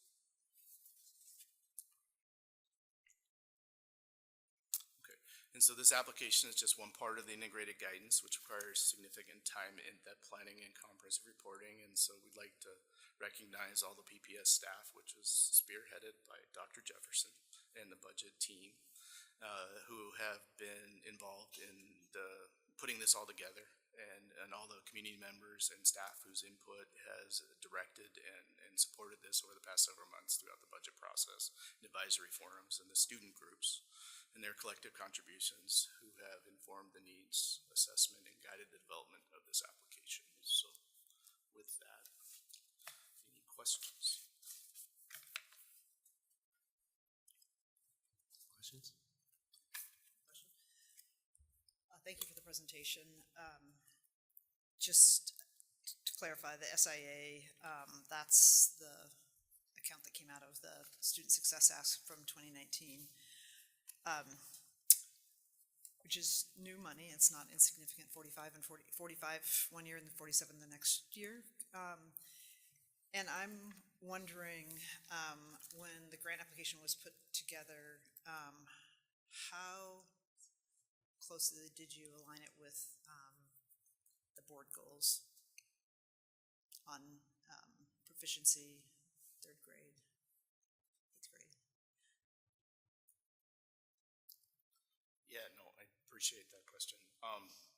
Some of the investments that we have specifically designated within that, for example, are aligned through interventionists, for example. So one of the priorities of the board is addressing 3rd grade reading proficiency,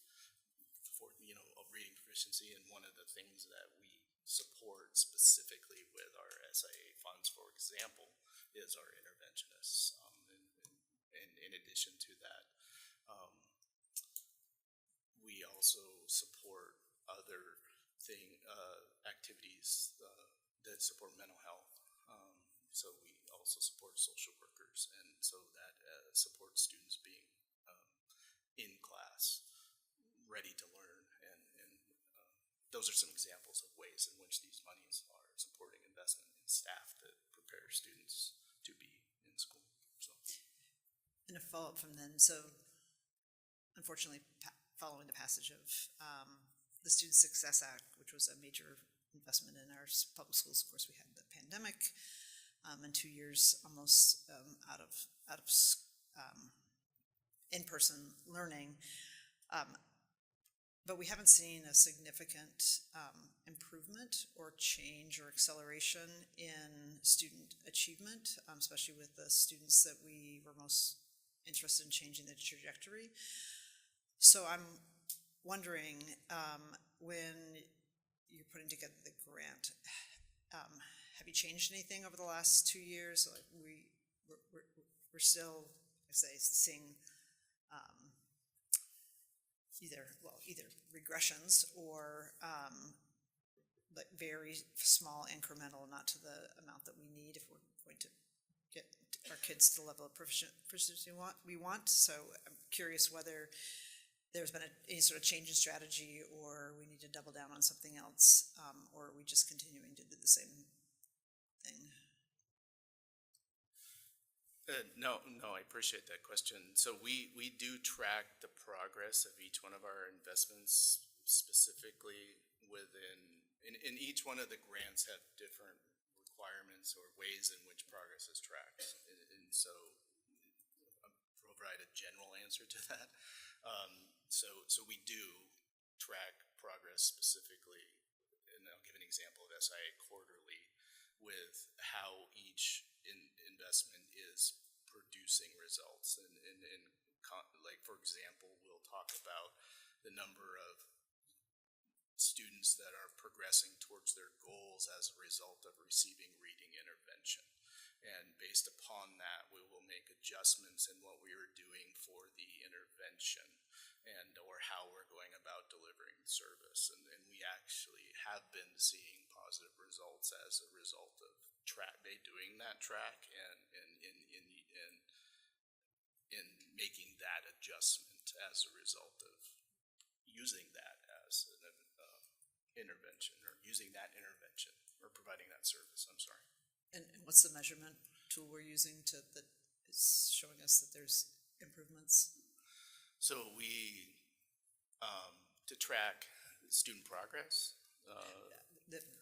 So we the use improvements that you say are being made because of the investments. So we have and it varies depending upon which investment it is, but I'm specifically answering your question with an example. So within that, we put an intervention plan in place for each student. We set a goal for them. We have a system where we track each individual student's goal progress. We track whether or not they're making progress. We have a reading assessment that we use for each student to determine if they're making progress on that. We keep track of whether or not, how many students are making progress in that. And so using that example, say you would be looking at the cohort of students that are receiving the intervention, tutoring or whatever the intervention is, that's showing the progress and enough progress that we should stay the course.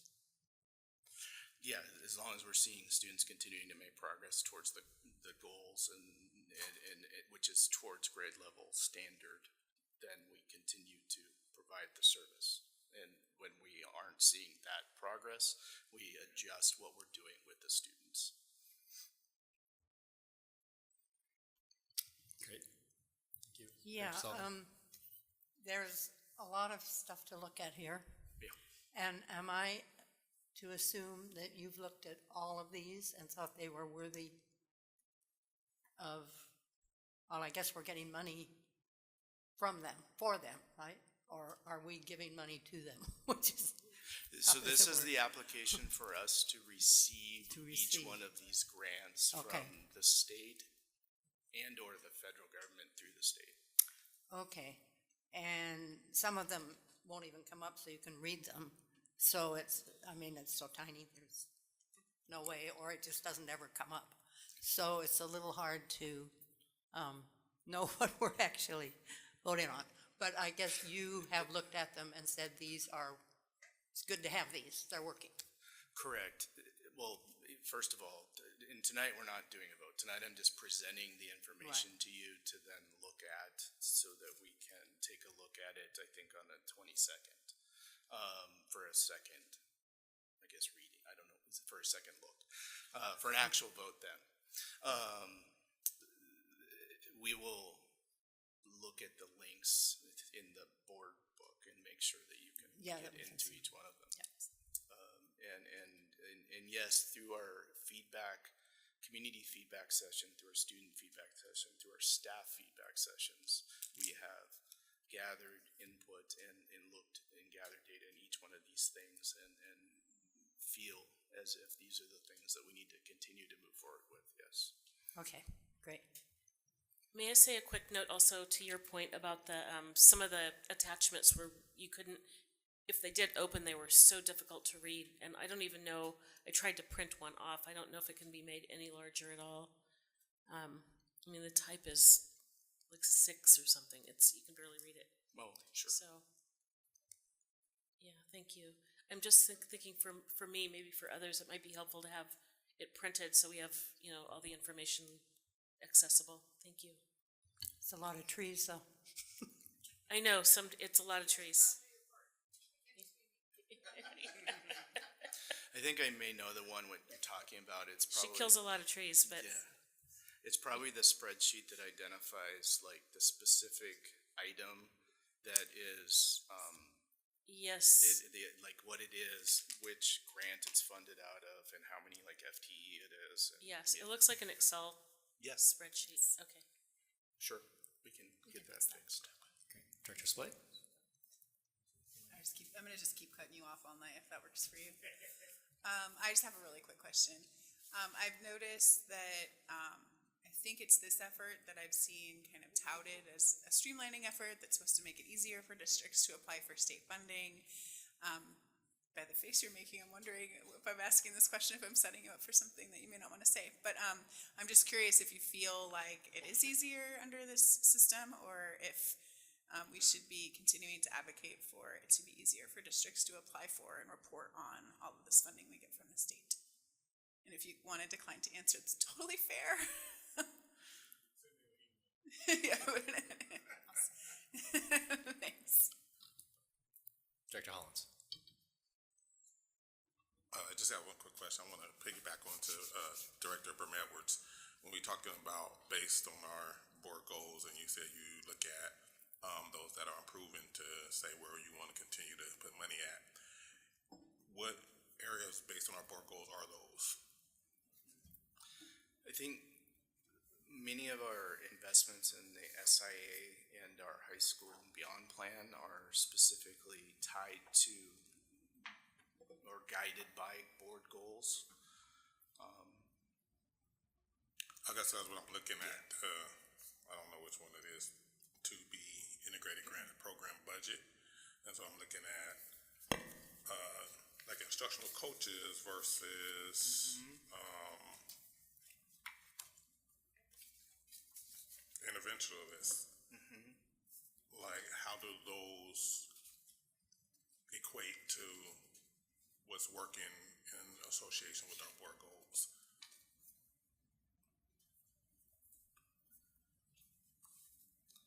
So, okay, I appreciate the question. That's a very complex, If you have to get back to me, that's Yeah. fine. Well, I would say that those are investments that we are using or we believe are important and strategically in place to address student learning needs that are tied specifically to each one of our board goals. And I can give you more information to better respond to that. But each one of those specific activities contribute towards student learning. which then address each one of our board goals. So, yeah. Great, thank you. All right. Thank you so much for your presentation. And yeah, I know this is a lot of work, so we'll see you again on the 22nd. We do, because this is a,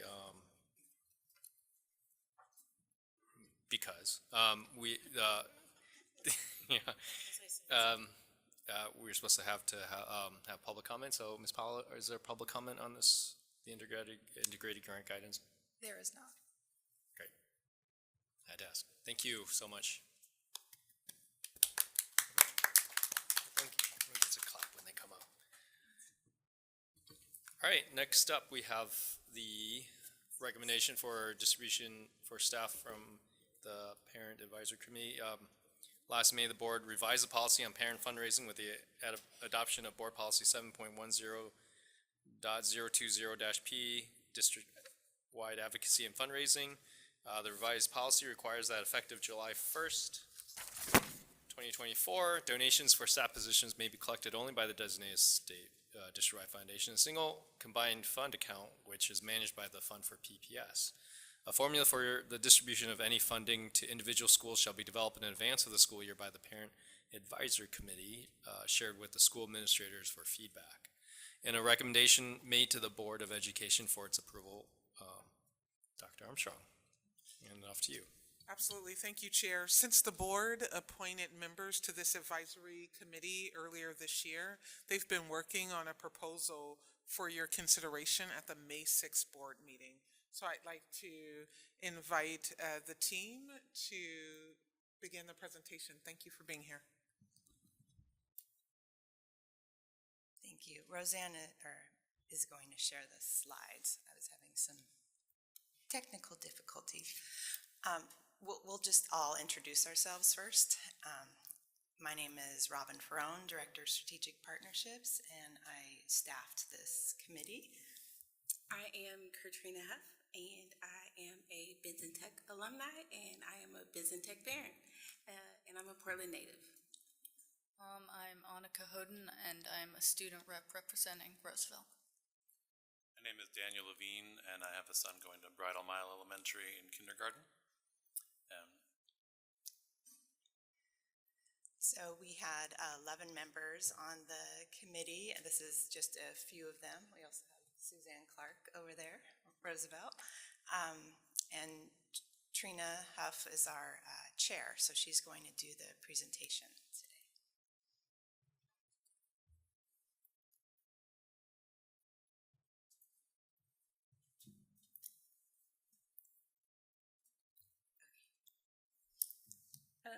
So as she was saying, our committee was made up of 11 folks,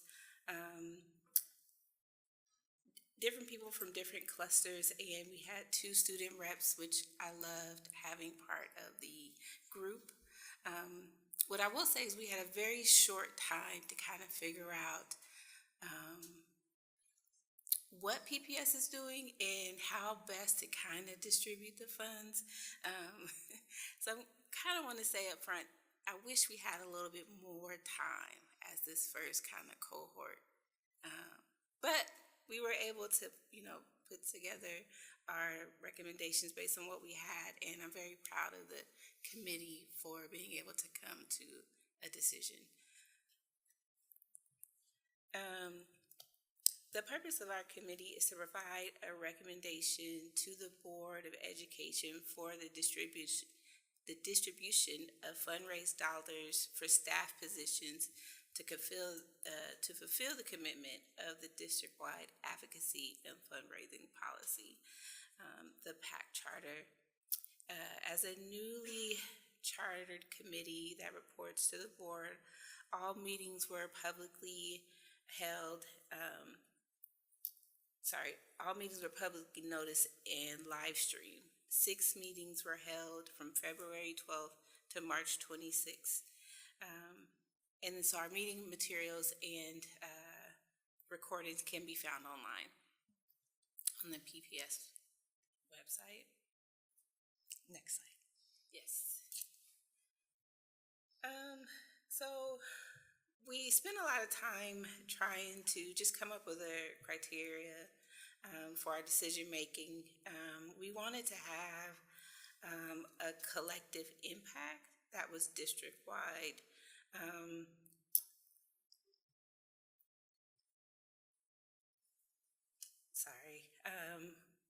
We wanted to make sure that we had a formula that was equal to the method, meaning it was a purposeful, sorry. I do finance and I don't do speaking, and so I work with numbers all day because they're safe. So we just want to make sure that we were hitting certain criteria, racial equity, inclusible. What we were doing was measurable. That was very important. We wanted to make sure that we could inspire future donations because this is all raised funds. We wanted to make sure that we could continue doing that.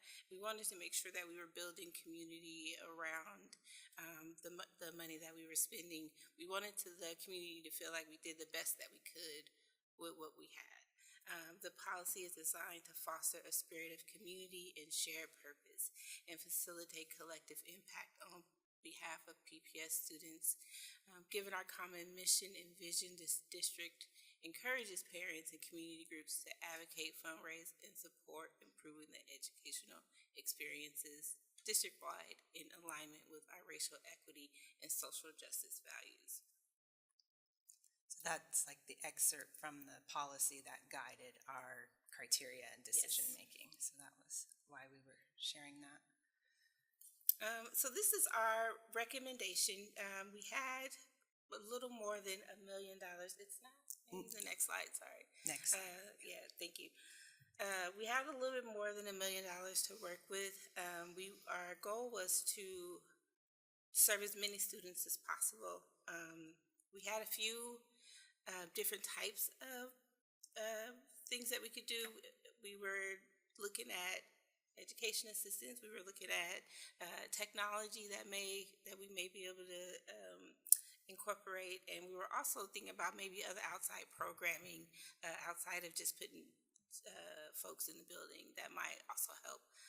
We had a lot of information to kind of sift through and try to determine what we felt was the best use of this money. And so the first thing that we decided was high impact tutoring was very important in getting as many folks in the building to kind of assist those K to third grade level learners as soon as possible.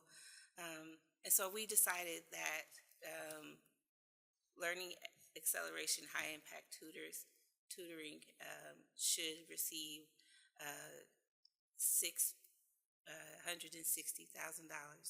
of the $1 million allocation.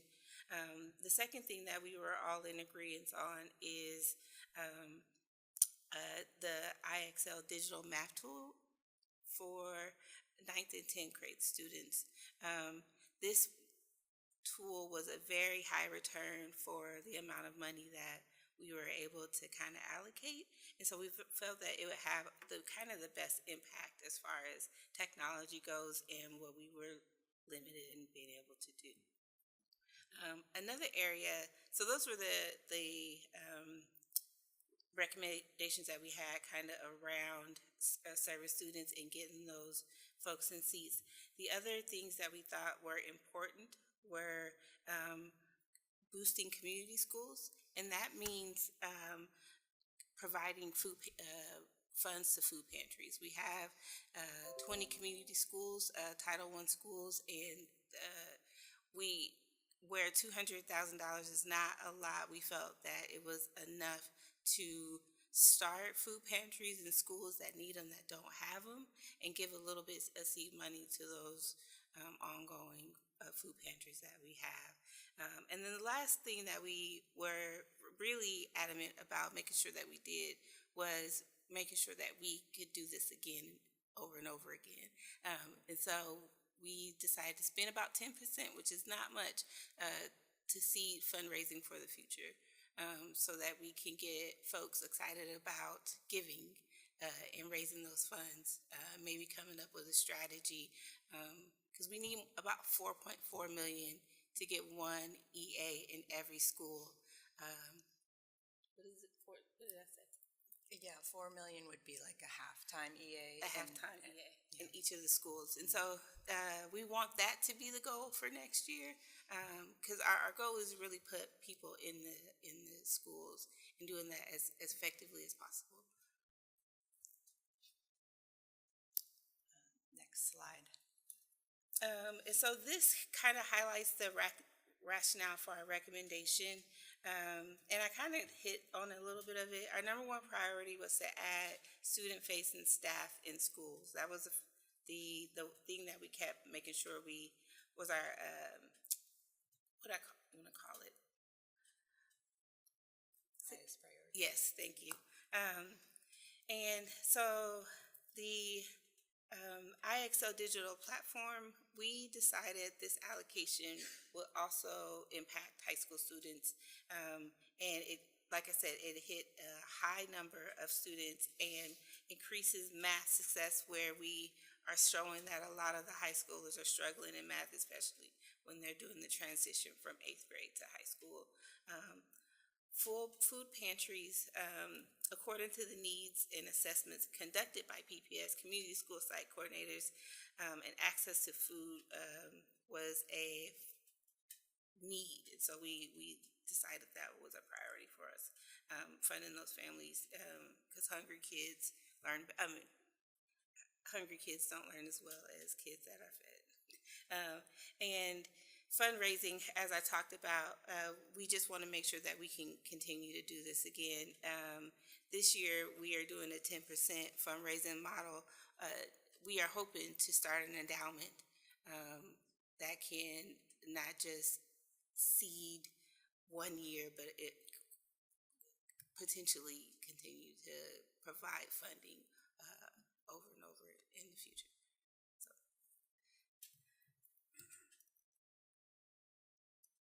And that is all. This last slide just kind of outlines what will be left in the fund after we distributed the $1,030,000. And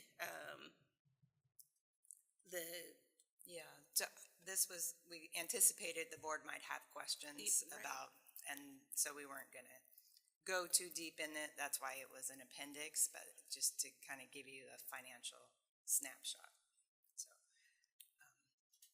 this total does not include the $100,000 of seed money, so that will be added to this pot of funds for the. right, and fundraising is ongoing, but that just gives you the snapshot where it is. Okay, I have a question. Sorry. So the fund for PPS unrestricted does not go for staff, right? I mean, that goes wherever they want to put it. It's the operating expenses. Champion is the and one it can that go goes into schools. Right. The unrestricted could be invested in programming as well.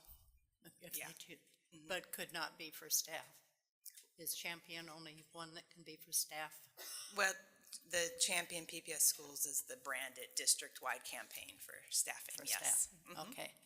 And assistant to PPS families, so that's separate again from.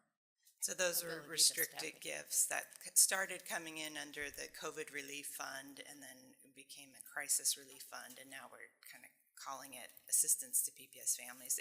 We spend it down every year, but people do continue to designate to that fund.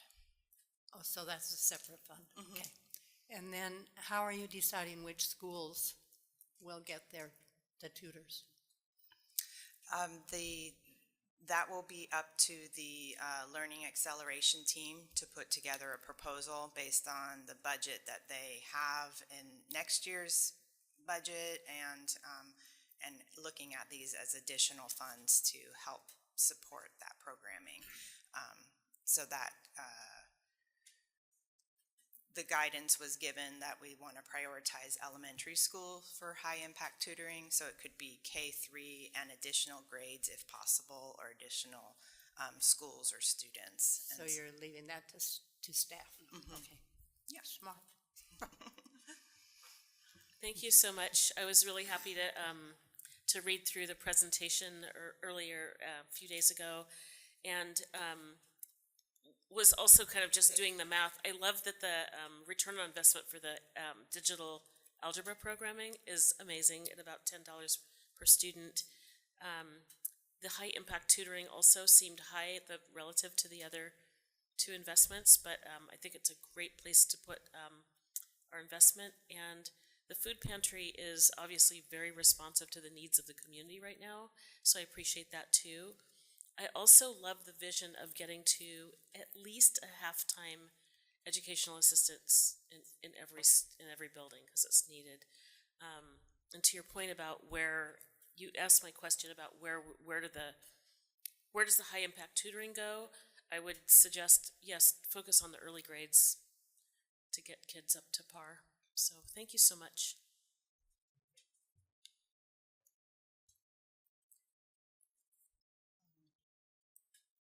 Thanks to the parents and students who served on the committee. Sorry you didn't have more time. It took us a long time to write the policy. So I think you did a great job in year one of identifying some needs that would have the highest impact with the resources you had. Also want to thank Robin. I know this is a major transition year for the fund, for making those changes and supporting the switch to a district-wide foundation. I like all your investments and also the sort of seed capital for the fundraising for the future. I think that's really important that you don't sort of take everything out. And this is just a general comment to anybody who contributed to the fund over the last several years. One of the things the fund has contributed to in the last 5 months is it's the largest donor to date to the May 2025 bond. And it gave us the seed money to get the campaign off and going. And at the early days when we talked about making the switch, we talked about these dollars leveraging a lot more money, having the capacity, and so taking $30,000, which was the seed money for our campaign, and hopefully leveraging it into $1.8 billion, I think is a pretty good investment. And thank you for all the hard work, and let us know what we can do to be supportive in your next year, what you need from the board in terms of support.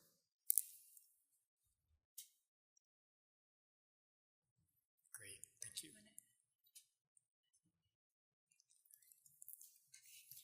Yeah, thank you so much. So it'll be back on the May agenda for a vote, I think. Yes, we will be voting on this on May 6th. So read up. Yeah. Thank you for all your work.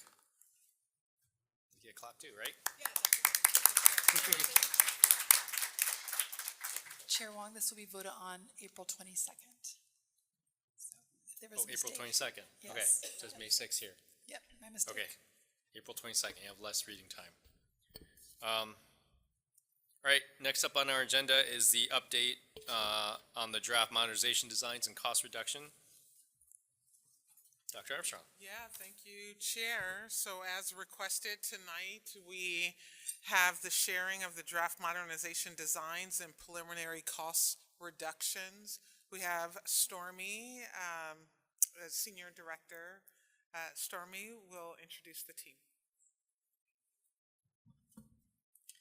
I'm Stormy Shanks. I'm the Senior Director of the Office of School Modernization. Just to set some context, in the middle of 2024, the board approved comprehensive plans for the Jefferson, Cleveland, and Wells High School modernizations. In November of last year, the design phases for all 3 of those projects were suspended while we studied the project costs. On February 11th, the board provided staff with guidance for reducing the costs in the form of a framework that provided some specific guidance on where to look for reductions. And then on March 4th, the board approved a resolution requiring us to provide updates on March 18th, April 8th, and April 22nd. So in alignment with that, this is our second update to you on the progress of our cost reduction studies. After today, we aim to secure the board's general approval of the redesign and cost reduction strategies by April 22nd. And then after that, the project teams will update design documents to reflect the changes that will save those costs. Then they'll send those documents to a third-party cost estimator to get updated project costs at a comprehensive plan level of detail. Then we'll come back to the board with revised comprehensive plans that include each project's scope, schedule, and budget that will be carried through the rest of the design and construction phases.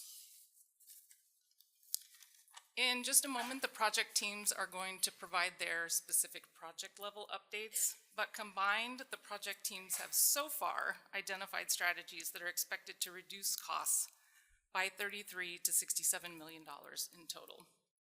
These numbers are preliminary. The teams are still working. We still have ongoing efforts for finding additional cost savings in project logistics, material selections, lead certification alternatives, and pre-construction services scope. If you're ready to move on, we'll start with the Jefferson High School specific project update.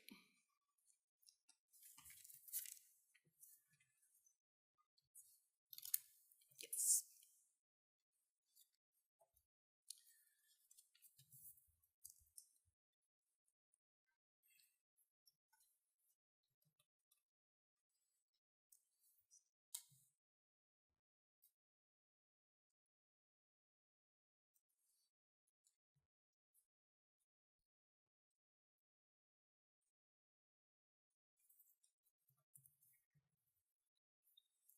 Okay, very good. Thank you, Stormy. My name is Steve Efros. I'm a senior project manager on the Jefferson High School Modernization Project. Thank you, directors, for this opportunity to present an update to you. And so I think a lot of what you're going to see is just kind of a continuation of what we shared before, but with more detail, updates, and kind of the direction that we're generally going in. So I wanted to introduce Jeannie Lai. She is the design principal at Bohr Architects, and she's going to lead us through this presentation. Great, thank you. Good evening, everyone. As Steve mentioned, we're here tonight to share the progress of that we've made on the cost reduction study for Jefferson. Topics that we have for review tonight is site opportunities and constraints, adjustments to the building size, and then cost reduction study impacts on the building design, as well as reflecting the directives from the framework that was put forth by the board, and then an update progress on the budget, and then just an update on the community information session coming up. As we mentioned previously in the last board meeting, our study is focused on the building being on the north side of the site, the area that is highlighted in blue. And that area is quite constrained by the three streets that are bordering it, as well as the North Portland Library. And then a zoning requirement that includes a pedestrian crosswalk connecting a commercial to Kirby. In total, the area, the buildable area that we're studying is 145,000 square feet. So that's where our studies sort of focused on in terms of building. And then for the overall site, we are really leaving all of the athletic fields and courts that we've previously designed. We're not really targeting any reductions there, but we are highlighting a few areas. The parking area by the south of Alberta is an area of parking that we're studying reductions, and then the area, the pedestrian part of the Kirby Street, we're studying some landscape improvement reductions there. And then lastly, we have a teen parent center in our previous study that is a individual structure on the site, and that's something that we're trying to incorporate into the main building. So this slide is a summary of the total square footage and a comparison of the program from the ed spec. So in green, you can see on this chart is representing the ed spec minimum, which it is an area of 281 gross square feet, roughly. And then in yellow, you can see our previous design, which was at the 50% DD design development phase at the end of last year. That building area total was around 311,000 square feet. And then lastly, our current study, which is represented in blue here, we are, for the cost reduction study, we are at about 295,000 square feet. So the chart itself, though, represents some of the core components from the ed spec, so categories that are listed on the bottom. You can kind of compare between the three, the ed spec minimum, the previous design, and the current study. And we showed a very similar chart to this last time, but what we did add to some detail here is how we are tailoring to the specific Jefferson program, and by moving and adjusting some of the ed spec minimum and how we allocate those. So just a few examples here, we're allocating some of the ed spec general elective square footage into dance and choir, which are specific kind of high programs in Jefferson. The other example is computer labs that were previously allocated, in the ed spec for in the education support area. We're allocating that to CTU program for Jefferson. And then one last one is finding some efficiencies in the admin and counseling area and allocating that into support for the electrical infrastructure for the building. This next chart is very similar, except for we have replaced our previous Jefferson design with the Lincoln High School, just to show that as a comparison. It's been used as a reference various times, so this was just something that we thought would be an interesting comparison to show. You can kind of see the Lincoln total building area is around 295, just as the Jefferson cost reduction study is also around the same area, but you can see how the different schools allocated the different square footages into what's specific to that school. So our current study, what we wanted to share is that the project remains with these items. Students will stay on site during construction. That has not changed. We are designing for a 1,700 student capacity. Again, building is staying on the north side of the site, and we are keeping the main entry on Kirby. Athletic fields remain as designed previously. We are also maintaining the relationship of athletics gym next to the commercial avenue side. And then we are kind of continuing to explore opportunities to activate Killingsworth as required by the city, and that cross-block connection that I mentioned before, that will be maintained. And then we have been able to maintain a lot of alignments with community priorities that was shared with us over the few years on this project. So this slide is showing the previous design on the left. You can see we had an organization diagram where we had the academics, performing arts, and athletics in certain neighborhoods kind of grouped together. And that our task is to reduce the total square footage by about 15,000 to get to that 295 number. And on the right, you see what we've been able to uncover is that there are a few things that really move the needle in terms of reducing costs and efficiencies. And that is adjusting the theater capacity. And then it's also moving the main gym down to the ground floor. We had previously had it on the second floor. That provided various efficiencies with exiting and pathways and hallways, etc. And then the last is not making the Teen Parent Center a separate structure on the site, but kind of allocating that into the building that into the building. So you can kind of compare what we're proposing now. It's very similar. There's a little bit of a change on the academic part of the building just to accomplish the Teen Parent Center into the building. Briefly, we're just showing some plan diagrams for each of this, just to show you how it's starting to work. Not to point out every detail here, but you can see that the main entry is still on Kirby. You can also see the main gym now on the ground floor with locker rooms, and then a separate entrance for the athletics from the south side, connecting you to the fields. And then the other is the footprint of the theater, the big sort of box in green there at the center that reflects a smaller size theater.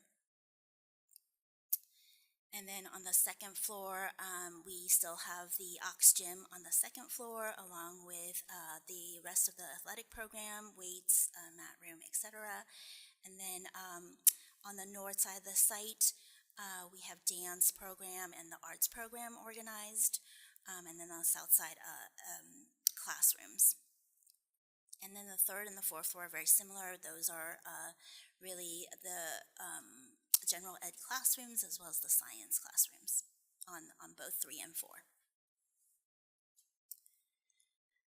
Speaking as a summary to the Board of Education Framework Directives, just want to touch on the Teen Parent Center that remains in our building, no longer a separate structure, but in the footprint of the main building. That we also have incorporated the Health Center, which we I forgot to point that out, but that is on the ground floor on the north side. We are still an all-electric infrastructure. We're planning for that, as kind of mentioned previously. And then we are still targeting a LEED Gold certification and really resolving the project in the most sustainable solutions that are practical, maintainable, and cost-effective. And then additional options that we continue to study are mechanical systems, structural options, and constructability, and of course, building material selections.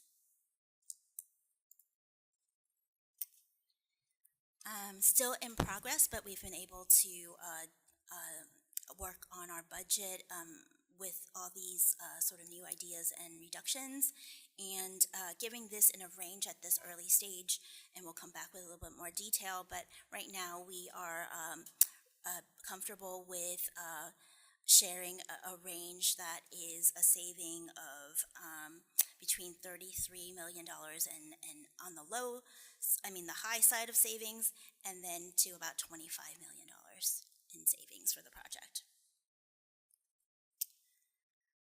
And lastly, we do have a community information session tomorrow at Jefferson in the cafeteria from 6 to 8 tomorrow.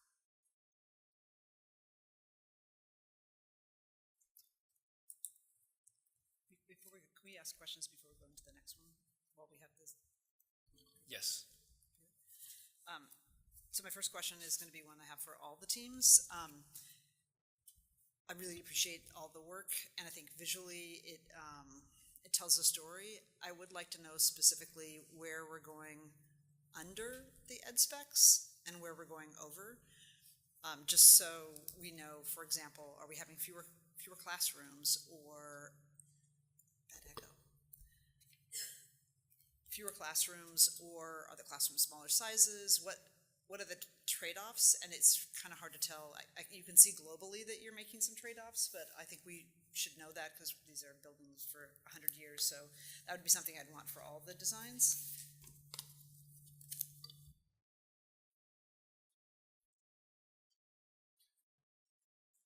So then the other question I had, and this is maybe for Stormy, I'm just curious, the ranges are in reverse order, like the largest to the smallest. Is that because you think you're gonna hit the largest? Because usually it goes smallest to largest. So I'm curious whether there's some message you're sending by doing it what I would consider backwards, or just not the standard way. So I'm just curious about that. The reason that they're in that order is because we're presenting the costs of the project in low to high order instead of the savings for the project in low to high order. So there's no other message besides that. That we expect the project costs to be from 457 million to 465 million.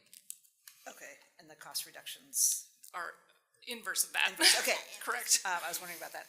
Then the last issue for this specific project is, and I couldn't tell because the font's kind of small, is I'm assuming that you still have taken out Indian Ed and also some of the community partner spaces.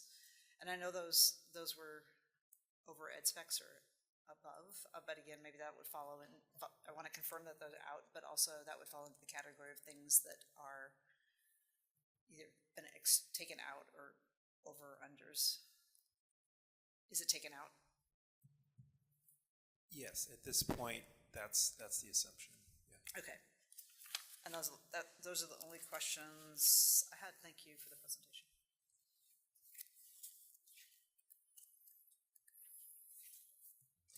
Thank you for that. That was a great presentation. I have a couple of questions. And one, I think, maybe I figured it out, but the footprint is, the buildable area is 145,000. Is that just the first floor? Doesn't include the rest of the space? Yes, that's. Yeah, that's just the footprint Just the area on the footprint. first floor. Yeah. Okay, great. Check. What's the status of the height variance there? You want to build it to 4 stories? Yes, it's still 75 feet, so 4 stories. It's 4 stories? Yeah, on the academic, the blue part of that massing drawing that we showed. Thank you. Then LEED certification, we talked about a trade-off building to LEED standards without seeking the certification. Do you know approximately how much that will cost? I realize in a $400 million project, it might be just a drop in the bucket, but I'm curious about what that might cost on a square footage basis. I don't know that we have that yet on a square footage basis. We started really with just what are the typical, let's say, certification costs. That's one category, which is not a huge number, but we're working with the design team to come up with more of a range of what the work that they wouldn't have to do essentially to support the certification process. So that's what we need to follow up with, I think, just to Okay. get more dialed in numbers. That makes sense. Then we had testimony tonight about the building materials and the potential for VOCs and, vinyl in the building, and they wanted us to be mindful of the building materials that we select.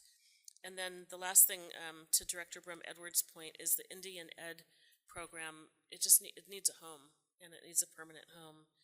And I know that we reduced partner spaces, but we really need to support our community-based organizations that need a permanent home. They're moving around. It's Indian Ed, so when it's moving around, it's a bad look for the district. Yeah. And that's it. Those are my questions. Thank you. Thank you. Go ahead. Maybe I should ask you, what kind of a space would we need for Indian Ed? Do you know? We don't have it in front of us. We had it obviously in the prior version, but it was kind of based on conversations with Indian Ed program, looking also at their existing space, but we can certainly get you the information that we have that we developed for this project, the prior version. Okay, thanks. And I guess my last comment then about and we're hearing it's a large building and it'll accommodate, to the ed spec 1,700 students. And so I'm imagining that in the early years there might be some flexible space there. So I just want to put that on the record. Yeah. If there is flexible space, I would love to see the Indian Ed program have a permanent home. I just want to say ditto to that. We've been hearing quite a bit about Ida B. Wells' current enrollment versus what we hope it will be in the future and what we want it to be in the future, but especially making good use of that space and not prematurely making changes such as moving them out when it could be a while before we get to that enrollment number. So I just wanted to say ditto and double down on it and make sure you knew that we really want to keep that entity housed there in the new building until we need to move it because Jefferson's just bursting at the seams and the time has come. Thanks. Yeah, I appreciate that. And I wonder, I just want to go back to the framework. I agree. I definitely believe that there should be a permanently housed space for Indian education program. And I also wonder, I know in the board's framework, you all were really clear on the climate justice policy for the all-electric high school. And I know that we don't have a comparable because there isn't any other high school that we know of in the nation that's all-electric. And so, I don't know if there is maybe some options that we can go back, that if there's some direction from the board to go back and explore to see if there could be parts that could be phased out later over time. But it is a tremendous commitment and cost.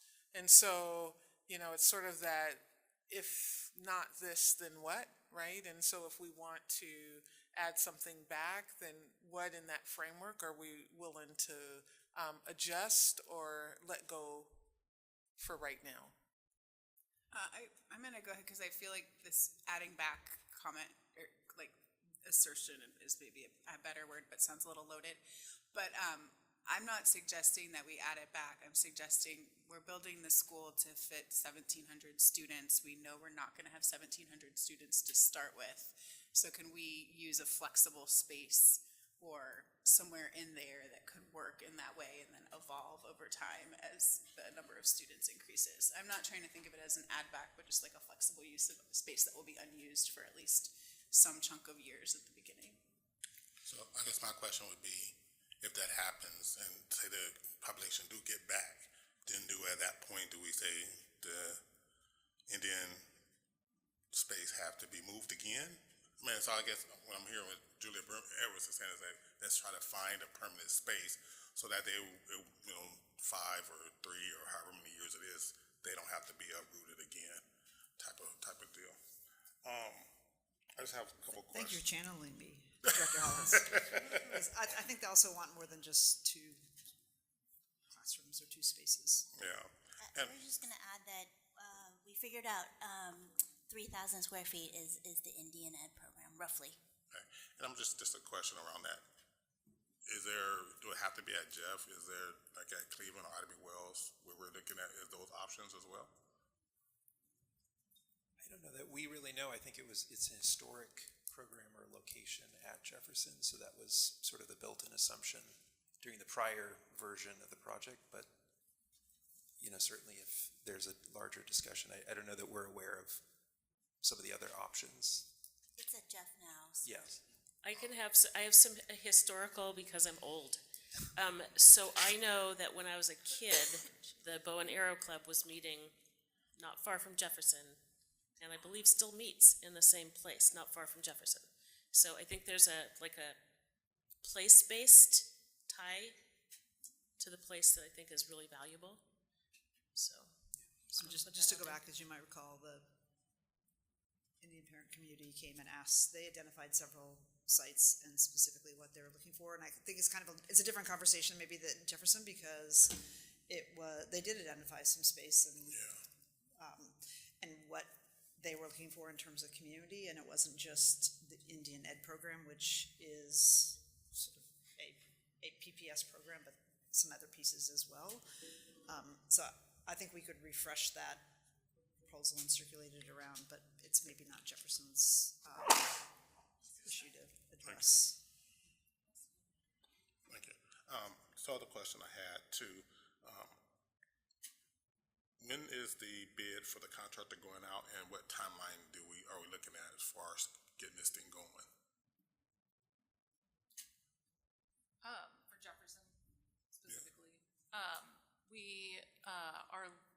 we don't have the timeline finalized just yet.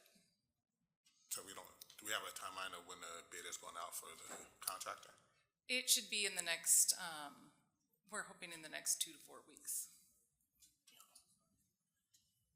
And by it being pushed out that far, what is the timeline to get started on Jeff? So the timeline to get started on Jeff, the driving factor won't be the procurement for the contractor. It's the fact that we've paused and that we're doing redesign work for the cost savings. But isn't the contractor part of that piece that when they come in, they have to do their own value, their own thing as well? They will be doing some pre-construction services, but the pre-construction services that we have done to date have been enough to help us through this level of cost savings study. And we have a third-party cost estimator that's separate from the CMGC that can help us with the comprehensive level, plan level of cost estimates that will follow this. So that'll be done in parallel with the procurement of a CMGC. And Director Hollins, do you mind if I just jump in real quick? Absolutely. Deborah Kafori, Chief of Staff.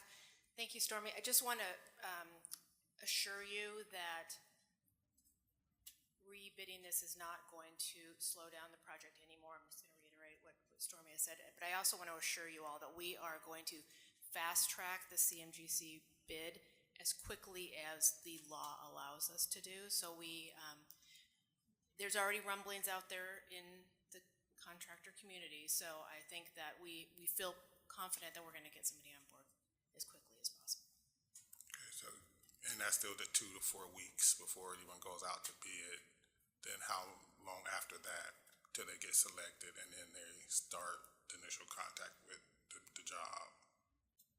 The timeline for the procurement is typically 6 to 8 weeks. They get a few weeks to evaluate the request for proposals and submit those proposals, and then we evaluate those and score them. We shortlist them, conduct interviews, and then have our notice of intent to award. After that, we negotiate the final terms of the contract, and then we need to come back to you all to approve that contract, just like we did recently for Hoffman and Skanska on Wells in Cleveland. So we're looking at almost maybe going by the timeline, June before we even select the contractor. Is that typical? Because I'm trying to remember from the last time we did our last bids to the time they brought it to the board. It seemed like it was a lot quicker than 12 weeks. It's pretty typical. At this moment, we need to incorporate some lessons learned from our past CMGC projects into the procurement process to make sure that we're getting contractors that are going to be able to deliver the project without the same kinds of challenges that we've experienced recently with those CMGC projects. And with those same lessons learned used on Ida B. Wells and Cleveland? What's that? With those same lessons learned used on Ida B. Wells and Cleveland? The Ida B. Wells and Cleveland procurements were quite a while back, and so I'm not sure what kinds of lessons learned we incorporated into those procurements compared to the ones before Director that. Hollins, we'll get you that information. We can also get you the dates of how long it took before so that we can show you that we're going to be faster this time. Yeah, I have them. That's what I was wondering. Oh, okay. The 12 weeks seemed awful long from the prior ones that we've done, at least since I've been here. Okay. Yeah, I would just hope that we can definitely fast track this because the community has been waiting awful long time to get this done, and doing anything that's going to stall it or prolong it or whatever. I think we need to make sure, we have the expertise. We've done 7 of these already. So, there's that expertise that we have to get this stuff done. So, I don't know how much more you guys need to learn or do.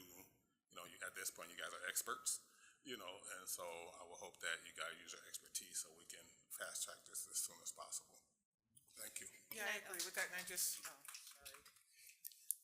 I agree with that, and I just wanted to emphasize what Chief Kafori said, is that we've asked for the process to be accelerated as fast as the law allows, and so I don't know if that 12 weeks is the accelerated as fast as the law allows, or that's our typical timeline, and we know that we're going to be faster than that. I think we can be faster than that. We That's will be, kind of yeah. the average, that's the sort of typical timeline from, putting it out, publishing the opportunity for procurement until bringing the final contract to the board for approval. So I think we can improve on that. I just got one quick question. How fast did the law allow? It's a good question. I've never calculated, the absolute minimum amount of time. But we will find out. Sure. All right. And then the other thing I just wanted to emphasize is I know the team has heard me say, I know we all stand in the fact that, it's really tough when we have the Jefferson one here with Ida B. Wells in Cleveland, because we also recognize that that bond was passed for Jefferson back in 2020, and we're 5 years past due. And so we know that Jefferson will be the next high school that has the groundbreaking and the doors being open unless there's something that happens simultaneously. And so we need for Jefferson to get going so that all the other projects can follow. Great. Thank you. I have a question. Oh, go ahead. So we're still using the CMGC model? Yes. We didn't do any research to find out why we're doing that and no one else is, and then what we're doing to prevent cost overruns. We have done research into the So then what is our plan to prevent cost overruns? Because I don't see it right now. We're wasting a lot of money. We're losing a lot of money because we said it was going to cost us X amount of dollars, and then somewhere along the line, I didn't see it. I don't know if anybody else saw it. We went over by 50 million and then some more million. And when does this stop? When does the bleeding stop? And so what are we putting in place to make sure that this doesn't happen and that people just can't sign off saying, yeah, we need that. Let's go ahead and do that. Right, that's an excellent question, and there are some supports and things that we're looking at on the internal side to make sure that we can ensure that we don't have the level of cost overruns that we had before. But the only other thing that I want to say is that our chief operating officer had an emergency that he had to attend to, so he's not here now. And so I wonder if we can respond back to some of those other particular questions that I don't think the team right now is prepared to respond to, but I can tell you my commitment is doing that internal look as the framework has indicated to be able to address some of the things that you've brought up. So that work is ongoing.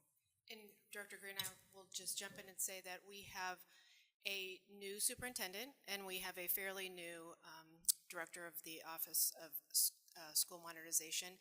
And our superintendent has been extremely clear from day one of her time here at PPS that she wants these projects to move quickly, be cost effective, and have very high quality standards. So I assure you that, we will be back talking more about the eagle eye that we have on the bottom line, because that is, as you've heard our superintendent say over and over again, dollars that we save on these high school modernizations we can use in the other schools that we have across our district that desperately need HVAC, roofs, et cetera, seismic, et cetera, et cetera. I'll be looking for those. I would expect nothing less. Thank you. Yeah, thank you, team. Thank you. All right, I'd like to invite the Ida B. Wells design team to come up.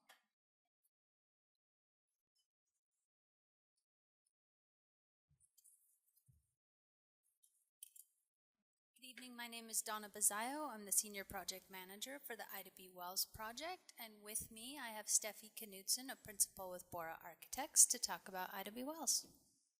Hi everyone, can you hear me okay? Yes. Great. I also just want to note that I'm a graduate of that building, so it's a real honor to be able to be a part of modernizing the high school I went to, and that my husband went to too, by the way. All right, our agenda is to review a few things that we talked about with you all in March, on March 18th, in terms of the site opportunities and constraints, the building organization and the site organization that we're responding to, some updates on the floor plans and the massing, an update on the health clinic, an update on the budget, and our next steps. Just to review the site constraints, while this is one of the largest sites that we know that PPS has, it actually has some pretty significant constraints. It has about a 60-foot drop from east to west. It actually has access from both the north and the south, which makes having one clear entrance and wayfinding particularly challenging. We also have the beloved Wells Pool that is not owned by PPS and is smack dab in the middle of the site. And we want to make sure that we are keeping access to the farmers market that so many people in the neighborhood go to all year round. Quick question. You talked about the 60-foot drop. Is the construction on the building part of that 60-foot drop? From what it looked like it's past the part where construction on the building is going to be. The site itself drops from 60 feet from all the way on the east, all the way on the west, where it meets the Reiki spot. And that includes the area that we will be building and the area the existing building is, but it's just sort of the existing topography of the earth. So how much is it dropping on the We're particular going to try and work. construction site? Yeah, we're going to try and work with the topography and really minimize how much dirt we have to move around. But just to sort of show you the 3 plates that sort of exist now that we want to work with, so that we're spending money on the things that people see and not spending any more money than we have to on moving around dirt. Okay, so just so I make sure I'm clear, the building piece that I'm seeing here, that's on plate 1, then it goes down, that's plate 2, and it goes down, that's plate 3. Correct. So it seems like the majority of the building is going to be on plate 1. We'll get to that. It's actually probably going to be on plate 2 and then drop down to plate 3.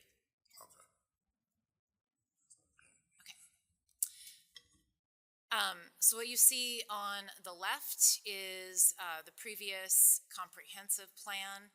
Part of that plan had been to relocate the track and field and reorient it so that we could improve the access from the north to the south. And then the building itself, as you could see, was located kind of in that middle plate. What we're doing now to respond to the board framework is we will not be relocating and reorienting the track and field, and instead we will be building the building in a configuration that can fit between the track and field and Vermont, that can be west of the existing building so that students can stay on the campus. The steepest part of the site is all the way there on the west. It makes it very difficult to build a building all the way to the west, so that's why we're locating the building there in the middle. And to zoom in just a little bit closer, you can see a little bit better how that works. So keeping the existing track and field is responding to the framework request to limit exterior site work except when it's in service to student athletes and athletics.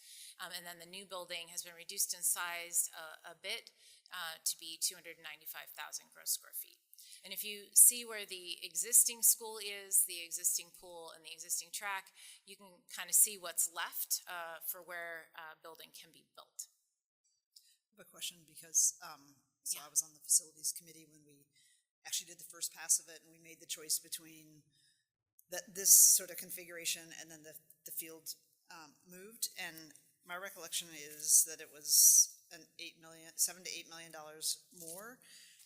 And so I'm curious then, how come we have a low end estimate of only $3 million of savings, which is like, that means that the 7 to 8 million has become now 3, and that you have no further savings. So I don't understand how that number could be so low. Well, we do show a range from 3 to 15 million in savings, and these are very, I would say, conservative, rough order of magnitude estimates at this point, and we are still finding additional savings, but that would be included in that range. I mean, We're we also a year later, and that the cost of everything increases every year, so we have to account for building a year later now.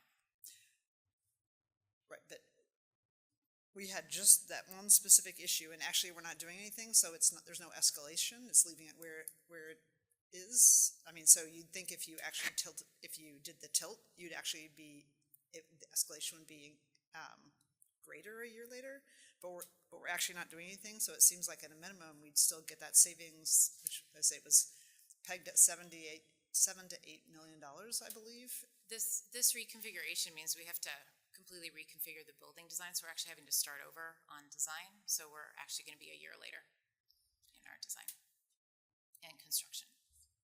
So we have a year's worth of escalation on the project.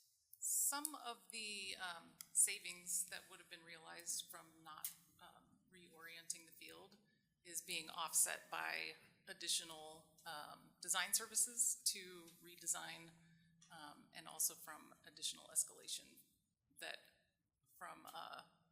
we're going to be constructing the project later than we would have when we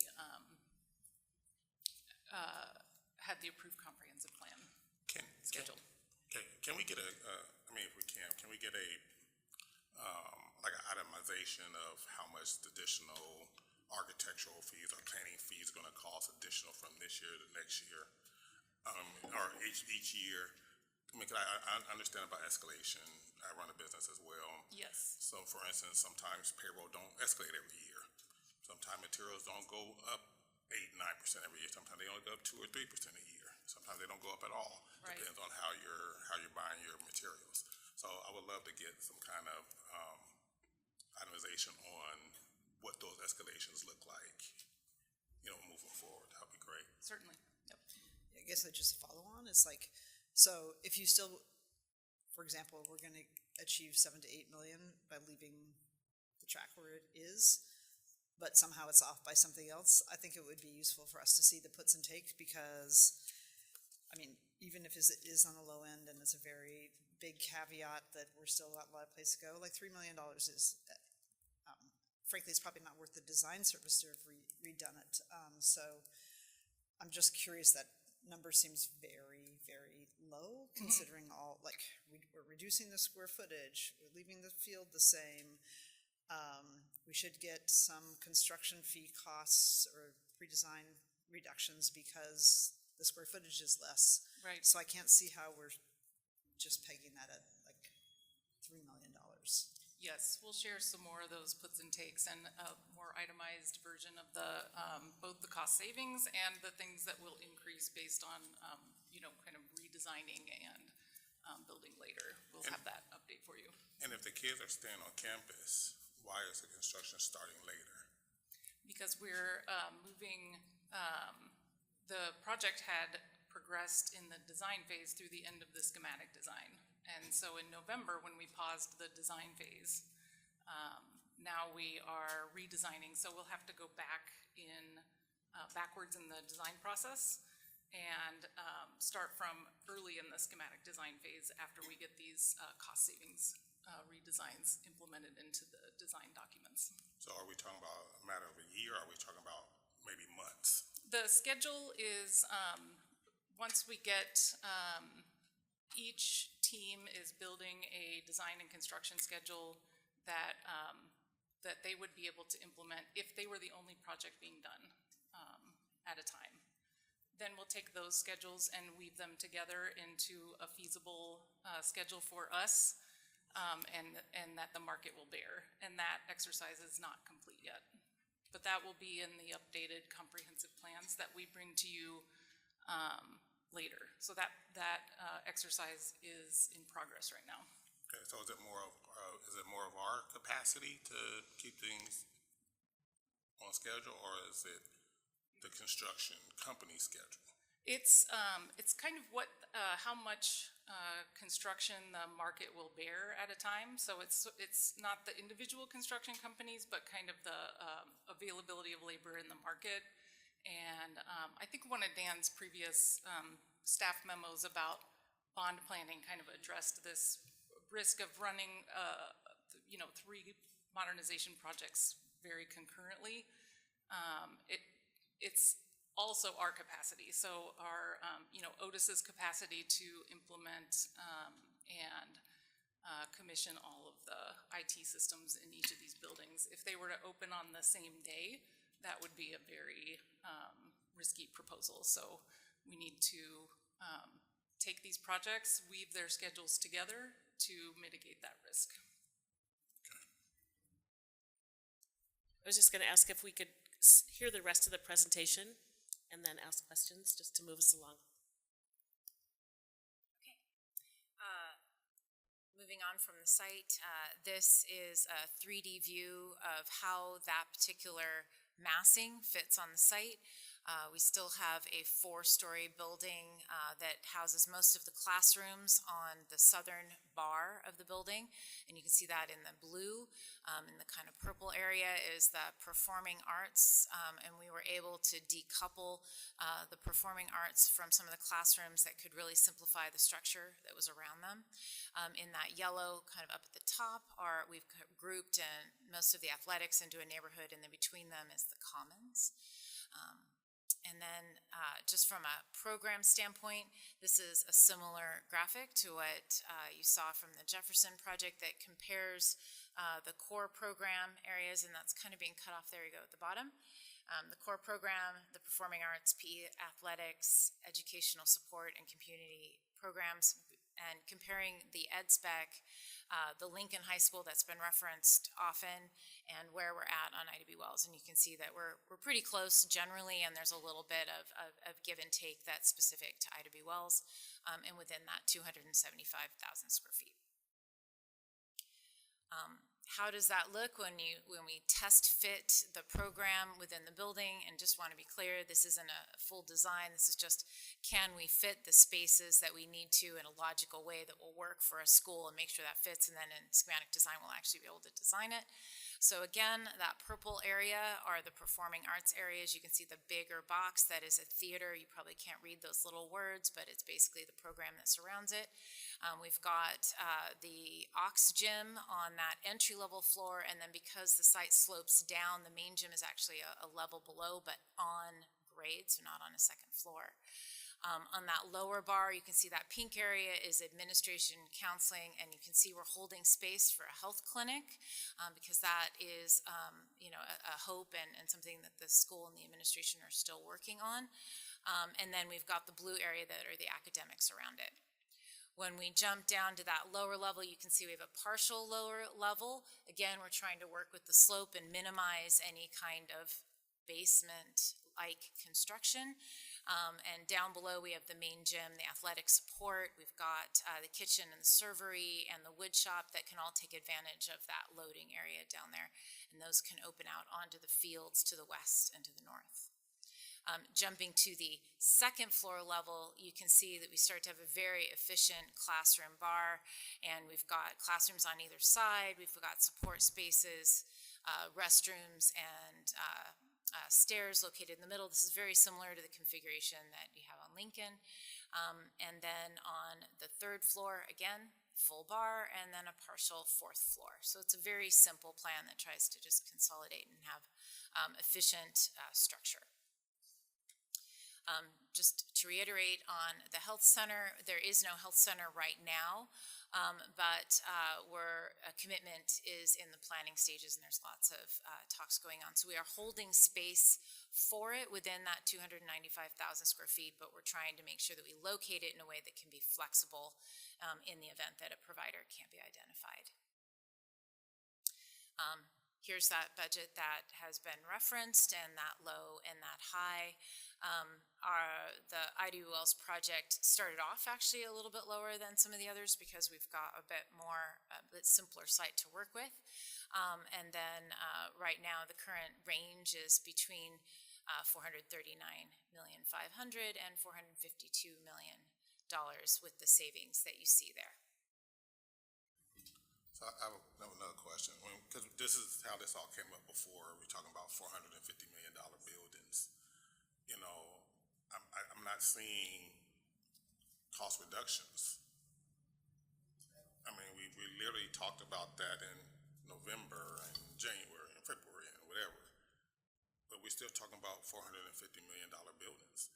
Now, if that's what it costs, I guess this is going to be a problem if we ever want to pass more bonds, because if we're paying this much now and another school district decide, or we decide to build another school, whatever, and theirs comes in lower than this, then that's going to look bad of our official duties to make sure that we're not spending more than what we have to spend. Bottom line, and we're not just talking about these three high schools, we're talking about all of our middle schools, all of our elementary schools that got to get redone, that are in dire need. And if we are off on this stuff here, we could jeopardize all the other, some 30,000 kids of passing bonds. And so we're still at this same 450 number. I'm just really curious on where was the savings at, because 3 to $15 million is not really a savings when we're still talking about almost $500 million schools. This is the savings that results from really following the framework. So And we talked about the framework, but we still ask our OSM department to find savings as well. And only savings you guys are talking about is what we provided. We're not the experts. You guys are the experts. You guys have done this. You guys have years on years on years of architectural work and construction work, and for you to just keep using our framework when you guys are the experts, where's your guys' recommendations of cost savings? Where are your guys' expertise in where we can, shave money off at? Where's your guys' stuff at? We gave you what we thought as, none of us up here is construction workers.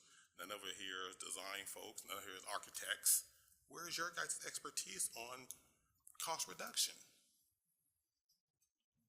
I think those are great questions. I'm going to get an answer though. Yeah, and we want to get that answer. I don't know if the team is prepared now. Again, we're missing our chief operating officer, and so I wonder if that's something we can bring back later. Unless Stormy, did you want to respond to that, or would you rather we just maybe keep rolling through the presentations and then bring some information back a little later?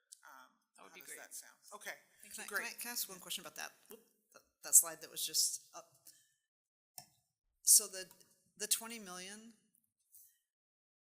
should we be backing that out of the 1.13 of the modernizations? Just like we should be backing out the Jefferson? The board asked, at the time that we put 455 million last year at the approved comprehensive plan, that included that 20 million. So the board ask was for 435 million as part of this next bond. There was also an asterisk on that document that showed that was if we delivered it according to that schedule of the comprehensive plan, and there was a note that showed that there was no guarantee for that price. The escalation was predicted and noted in that document. Yeah, maybe I'm asking the question wrong, because I'm asking where it's just like an accounting issue. Yeah, the numbers here are to be simple for this presentation, this is total project cost. So the $20 million of this is provided in the 2020 bond. But, so for example, the 406 or 9 for Jefferson, the 20 million for the Cleveland design, and the 20 million for the Ida B. Wells design that are part of all these projects that we're talking about, that's not part of the next bond. It's already been paid out of the funds came from the other. Correct. Bond. So my question is that when we have these numbers on the cover memo and it has like current budget, when it says for Ida B. Wells like 455, it's actually 435 for the proposed 2025 bond? Correct. Okay. Because I'm going to come back to that at the very end, but I just want to make sure. I've also been waiting on us to get finished with all the numbers because I don't see a big change in that. I've never been okay with $500 million being spent on a single school. And when I brought this up about the audit from the very beginning, it wasn't simply to say just find savings.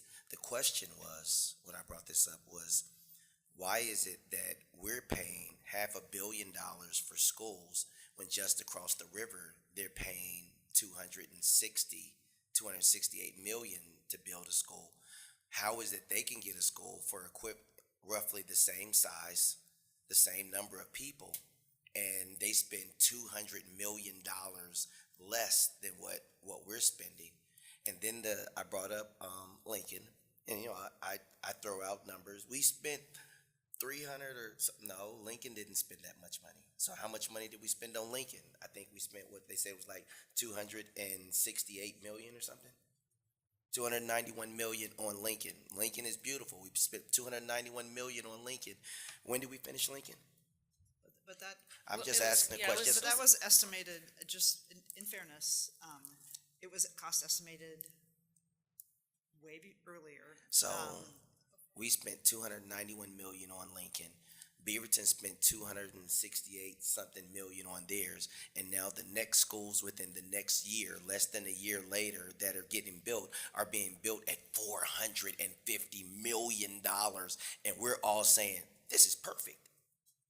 It don't make sense to me. The math ain't mathing. That's why I said I want an audit to understand exactly why the cost is what it is. I want to know why we pay more in Portland Public Schools to build a school than anywhere else in the country. Find me another school in the country that's building a school, a single solitary school. I know somebody's going to bring up, I believe it was Michigan that was close. They spent like 600 something million on theirs, but it was also a school and 3 other things all at the same time.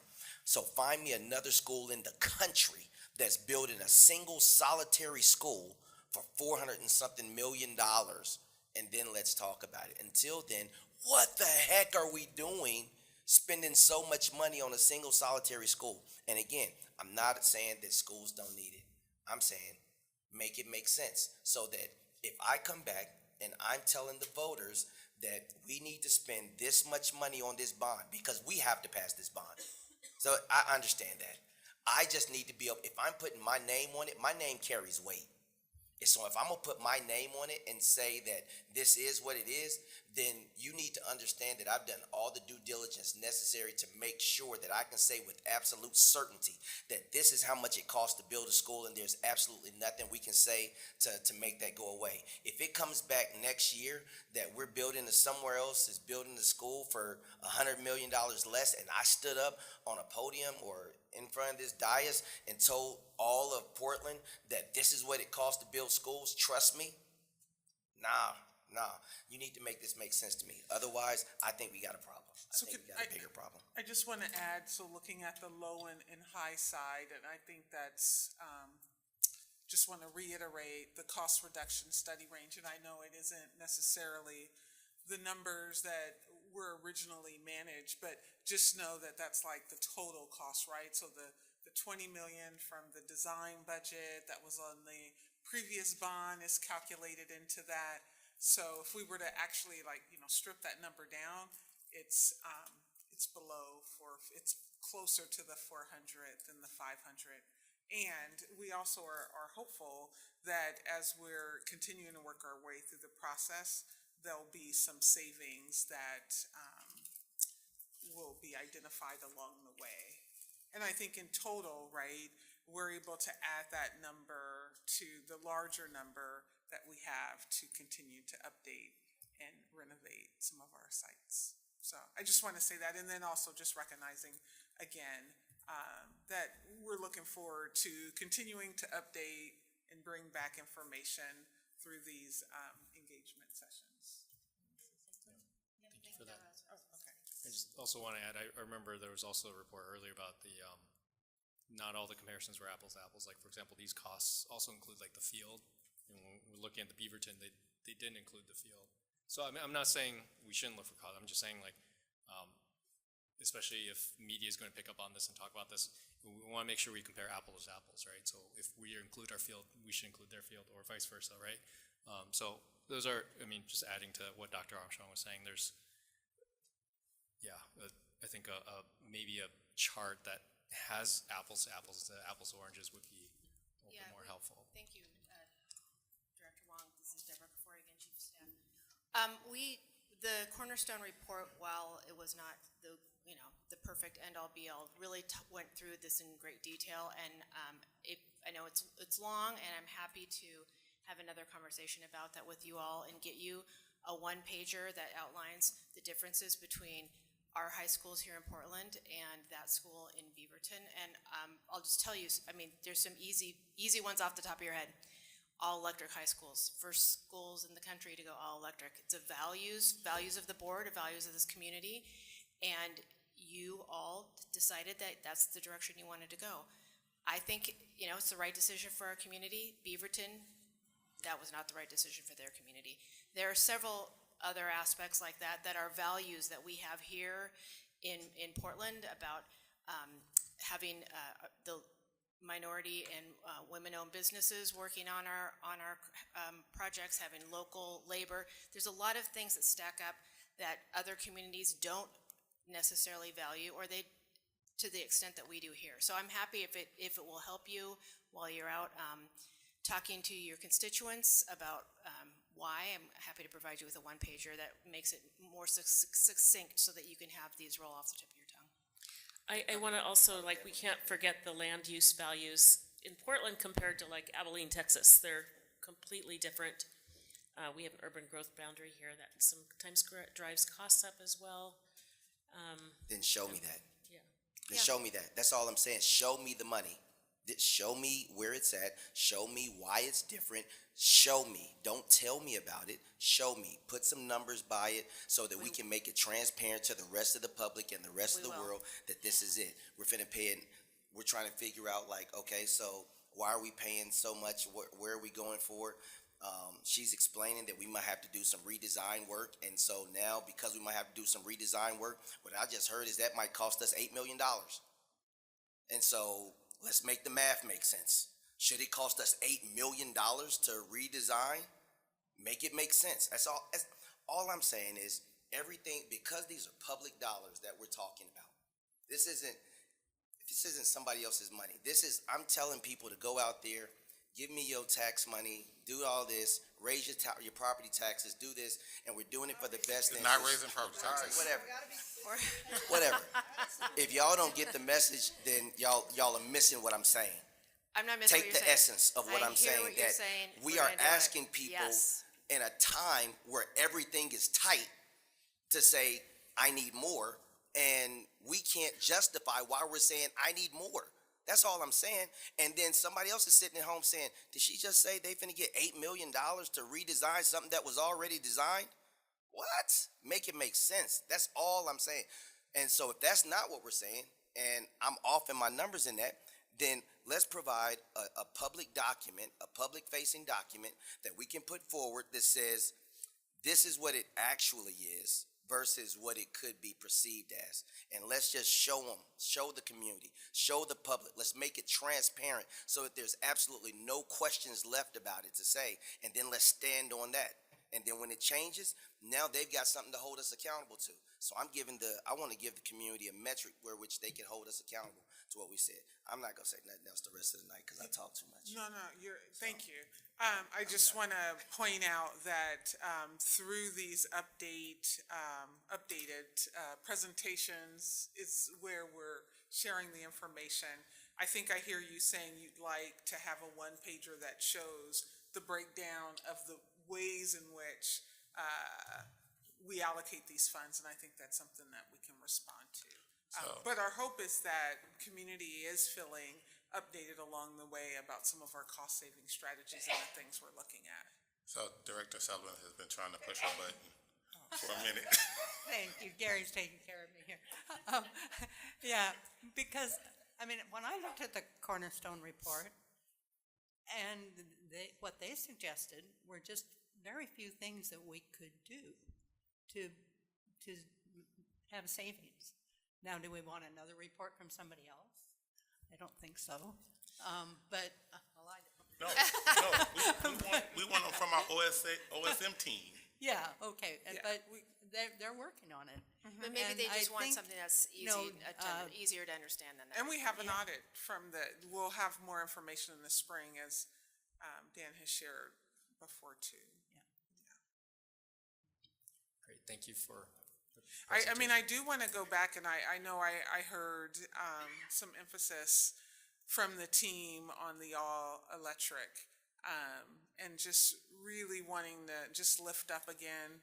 I know that we have climate justice policy for our schools to be all electric. And, to note that, there was a movement once upon a time that all vehicles are electric, and that rollout has happened over time.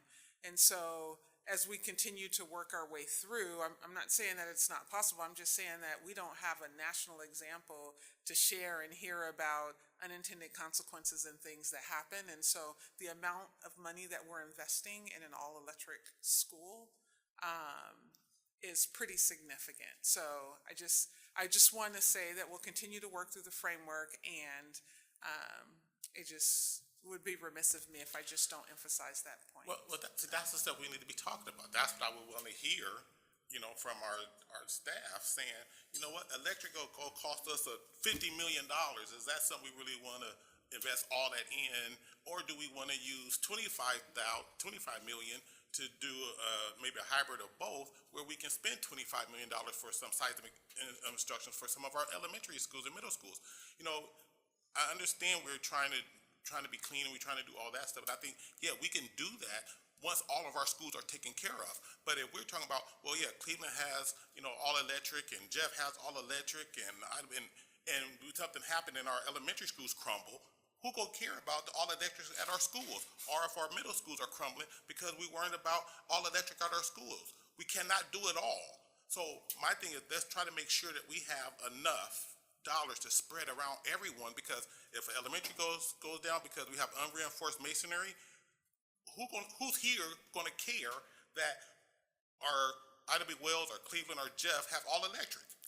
Please raise your hand. No, I appreciate the passion. I just want to emphasize that I'm not saying that it's not a good idea. I'm just saying that according to the framework, the board is asking us to do something that has not been done to our record in another school district in the United States. So that's all I just want to emphasize, is that we will be doing something that has not been done before. And that comes with the financial cost, not saying that it's not a good idea. Thank you for flagging it again. I just want to point out, we did have this discussion, and the majority of the board agreed that we wanted to stay all electric. That doesn't mean it's the right thing to do, because the majority of us. I understand what you're saying. saying. Hold on, so if you're saying if an elementary school tumbles down, no, I'm talking. If a middle school crumbles because of unreinforced masonry, are you gonna be okay? Well, you know what? I'm okay with that, because majority of us said we wanted electric schools. I think not. I think not one person's gonna go to a kid's funeral and be like, well, you know what? I'm cool because we have all electric at our schools. I will say I'm just going to go back to our conversation about Benson, because we actually had passed the policy before Benson had even been built or constructed, and it was too late.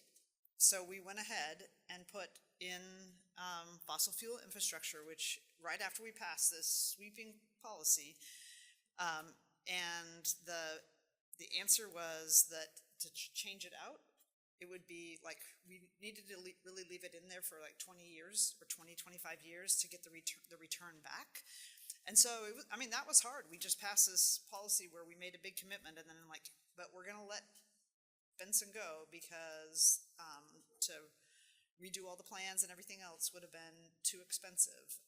And I will just say, Director Hollins, that it's not 50 million, and I actually think once we get done with this presentation and we get to the last line in the memo here, that there's actually, I don't think we're gonna have that be making that trade-off of all electric, but I don't think it raises that much money either.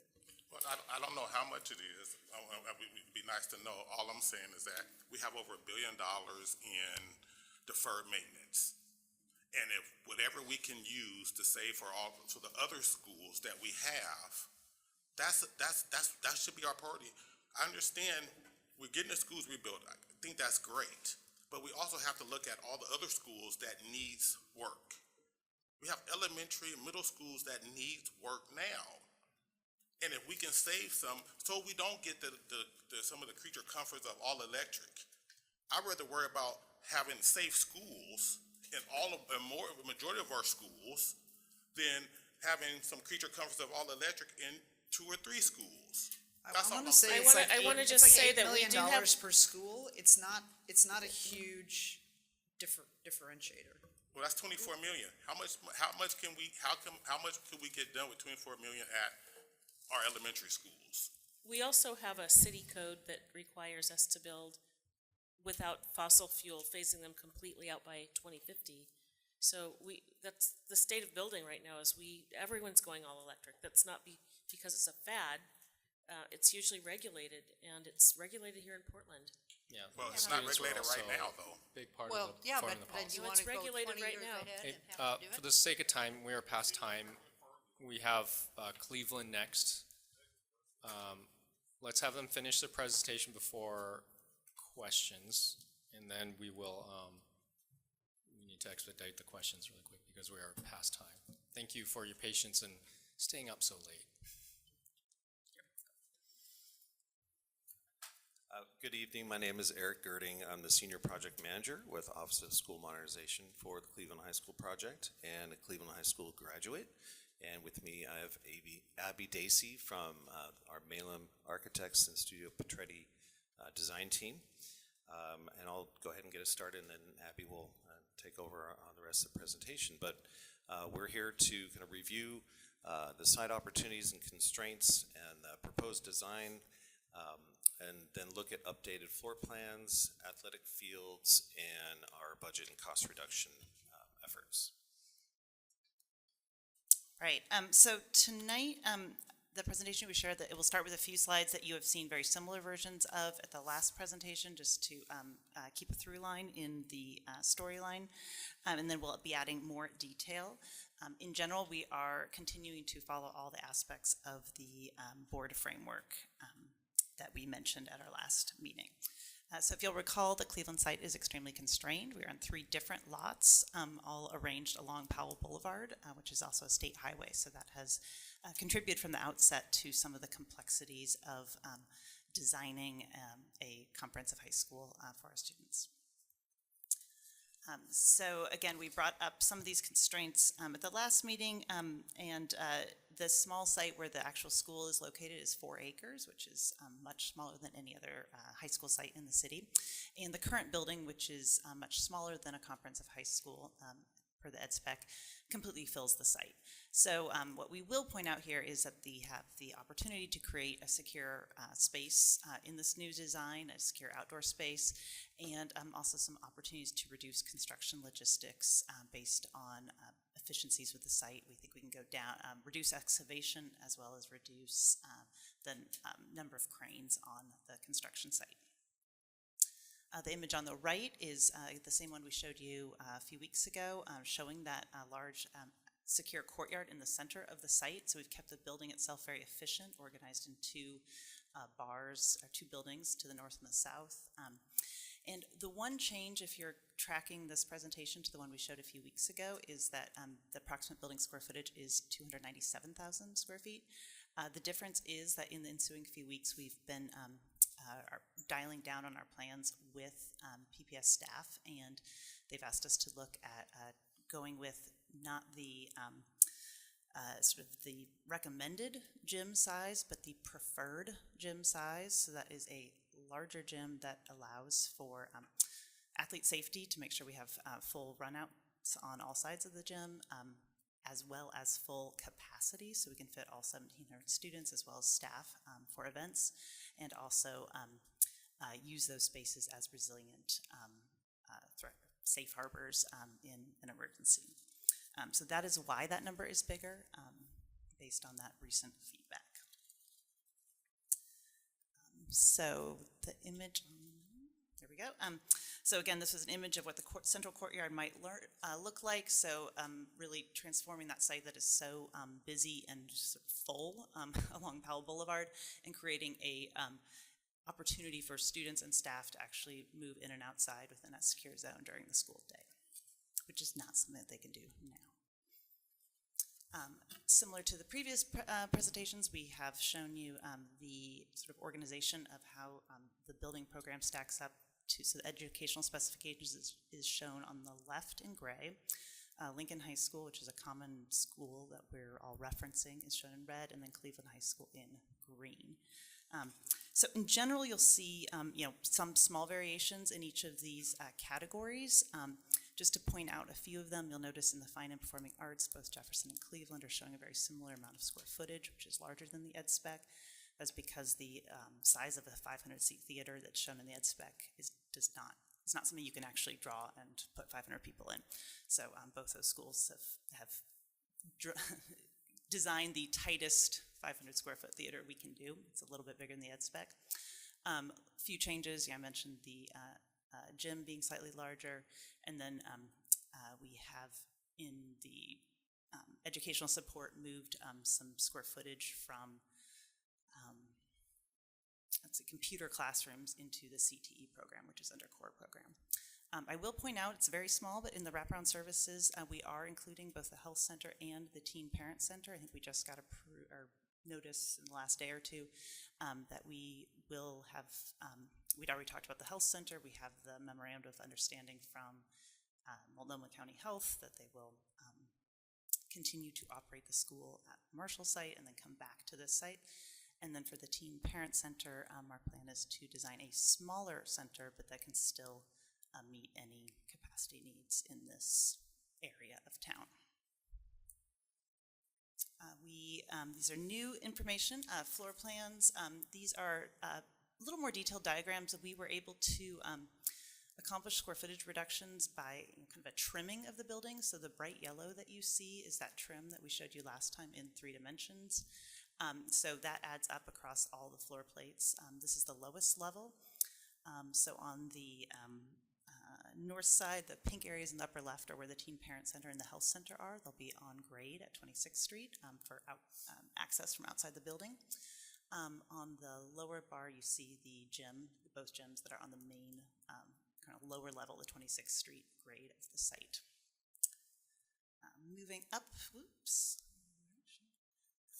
through the building, this is actually level 2, which is the main entry level. The entries are on the right-hand side, which is the east side of the building off 28th Avenue. So we're up an entire level because the site slopes 20 feet. The light blue you see is the student commons area, which will wrap across the connector space and then overlook the gymnasium, which is what that big X is. And then the theater and performing arts are located in that dark purple area in the lower right-hand corner. And then moving up through the building, third level starts to have more academic spaces, classrooms, science labs, and then that dark green that you see in the upper right is the media center and library, providing a lot more, the educational specification takes into account a lot more of the robust learning spaces that we have in modern schools. So the kind of flex learning spaces you see are a combination of enclosed and open spaces that offer more flexibility in the classroom. And then the fourth level, moving all the way up, you see more classrooms, more flexible spaces, as well as the CTE rooms and programs in the purple in the lower left. And on the athletic field site, which is 4 blocks to the east of the school, last time we talked about some of the cost reductions we're looking at, which are reducing the size of the field house as well as consolidating storage. We did not clarify, but I want to just reiterate that that field house actually includes a batting facility, which can be used as a multi-purpose space. And we have to have a little bit more infrastructure on the site because we are so far from the main building. We have to have bathrooms and things like that here. The scope also includes a new practice field in the upper left, updated field lighting, and replacing of the main field turf. It'll be a little bit wider, current track size, but wider field to allow better field sizes for those field sports. It's an oddly narrow turf field right now. And I think Eric's going to Yes, update. I'll talk about our efforts with Powell Park. Just wanted to say that we mentioned last time, and Director Brim Edwards wanted to make sure we brought this in this presentation. You asked that last time, so thank you. But I can say that the district has started conversations with Portland Parks about this, and we've made it known that Powell Park is a real priority for Cleveland High School athletics, and we're working with them to create a solution. So this is a preliminary diagram that we have that's showing improvements at Powell Park that would include rebuilding the existing baseball field and including, you know, the multi-purpose field for soccer and lacrosse, and then also adding a softball field adjacent. And this is really, you know, the preferred approach for the Cleveland community and keeping the softball and baseball programs together on one site across the street from the main school. So this is kind of what our priority is that we're pursuing. But if you go to the next slide, we do have kind of an alternate plan that looks at if we minimize improvements at Powell Park, that we are looking at an option to do field improvements at Hosford Middle School, which is you know, just a number of blocks north of Cleveland for a softball field. It does not fit a baseball field, but we could fit a really nice softball field there. So that's also part of our study and part of our conversations related to baseball and softball improvements. So I just want to make sure we had that. Next one. And then, then here's our updated budget, and looking at the board-approved comprehensive plan budget. And again, to note that this is including that $20 million that's already funded from the 2020 bond, so you could subtract 20 million from those numbers to what would be coming out of the upcoming bond. And our savings, you know, we're looking at total project budget between 450 and 462 million, and the savings range there is roughly, you know, 18 million to just under 7 million. We're also noting that there is a separate allowance that's been carried for the improvements at Powell Park of $15 million.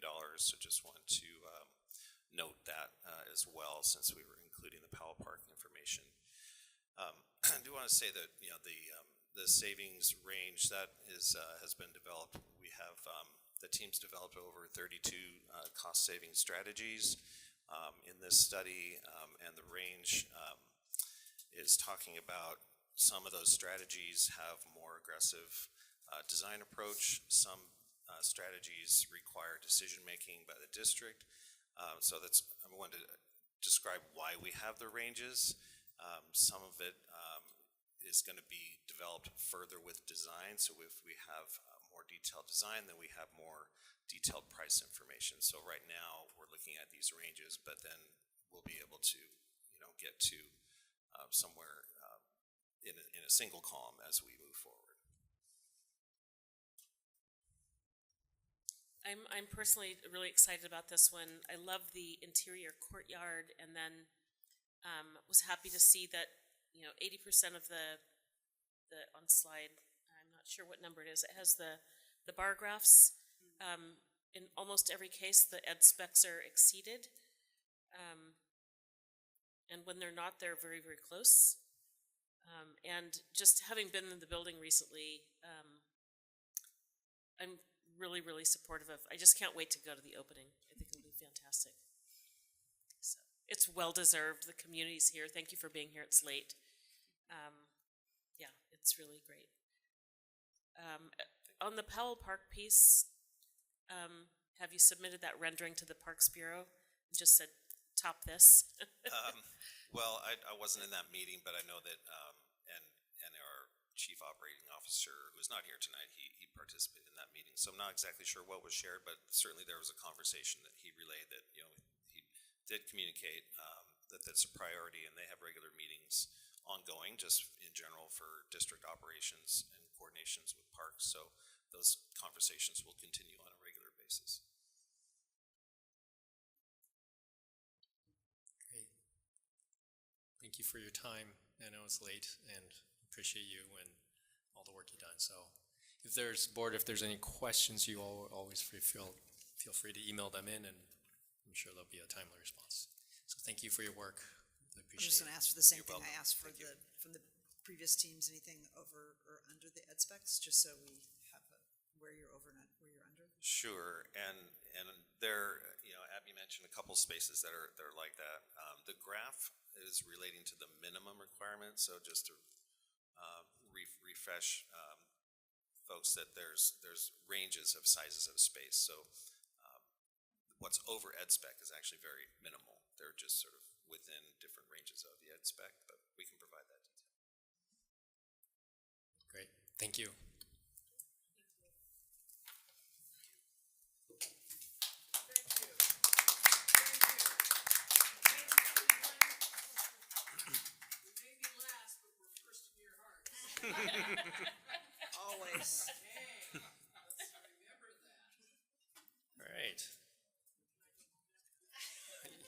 Yes.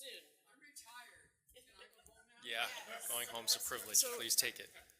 Director Wong, before we finish that topic, I just wanted, because there's some confusion about how much, and this is a question for Chief Kafori, because she knows this question is coming.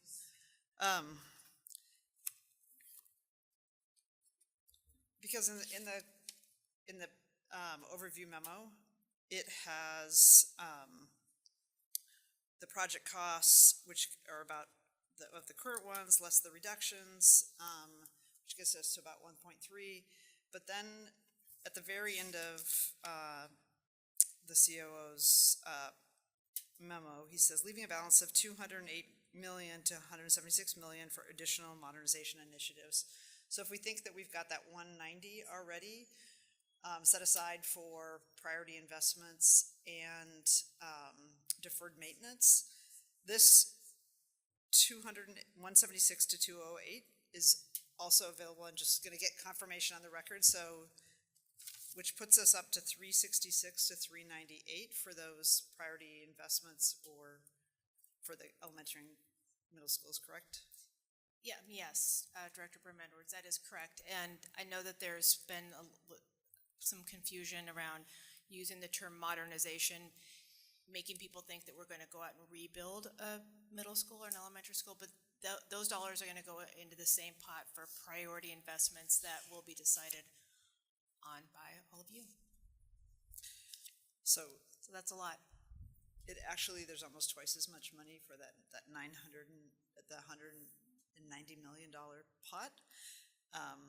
Then, because I know we're all hearing from people about seismic issues, and we know about the HVAC and the heat and the cold. But I want to make sure that everybody knows that there's a piece of good news in addition to whatever savings in addition we're going to get, that we will have at least 400 million, which is a significant amount of money. Thank you for pointing that out. Yes, thank you for highlighting that. All right, just kind of for the sake of time, because next up we have the first reading of the Ethics and Conflicts of Interest Policy 5.10.066-P that was referred out of the Policy Committee. Director Britt Edwards, I'll ask you to introduce. I'll speed because this is first reading, and then we'll move on to the second one. Thank you. We had a first reading at the last meeting, and then in the at the time, Chair Wong raised the issue of school people who had been worked at our school system, that after their board service might want to come back, that this might penalize them in ways that sort of people who hadn't worked in the classroom or in a school serving on the board.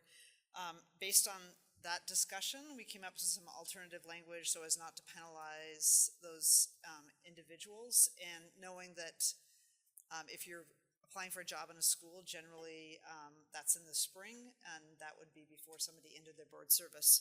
So at the policy committee meeting, we modified the current change to the ethics policy. Says current board members and those who have served as board members may not apply for or accept any offer of employment from the district. That's current board members.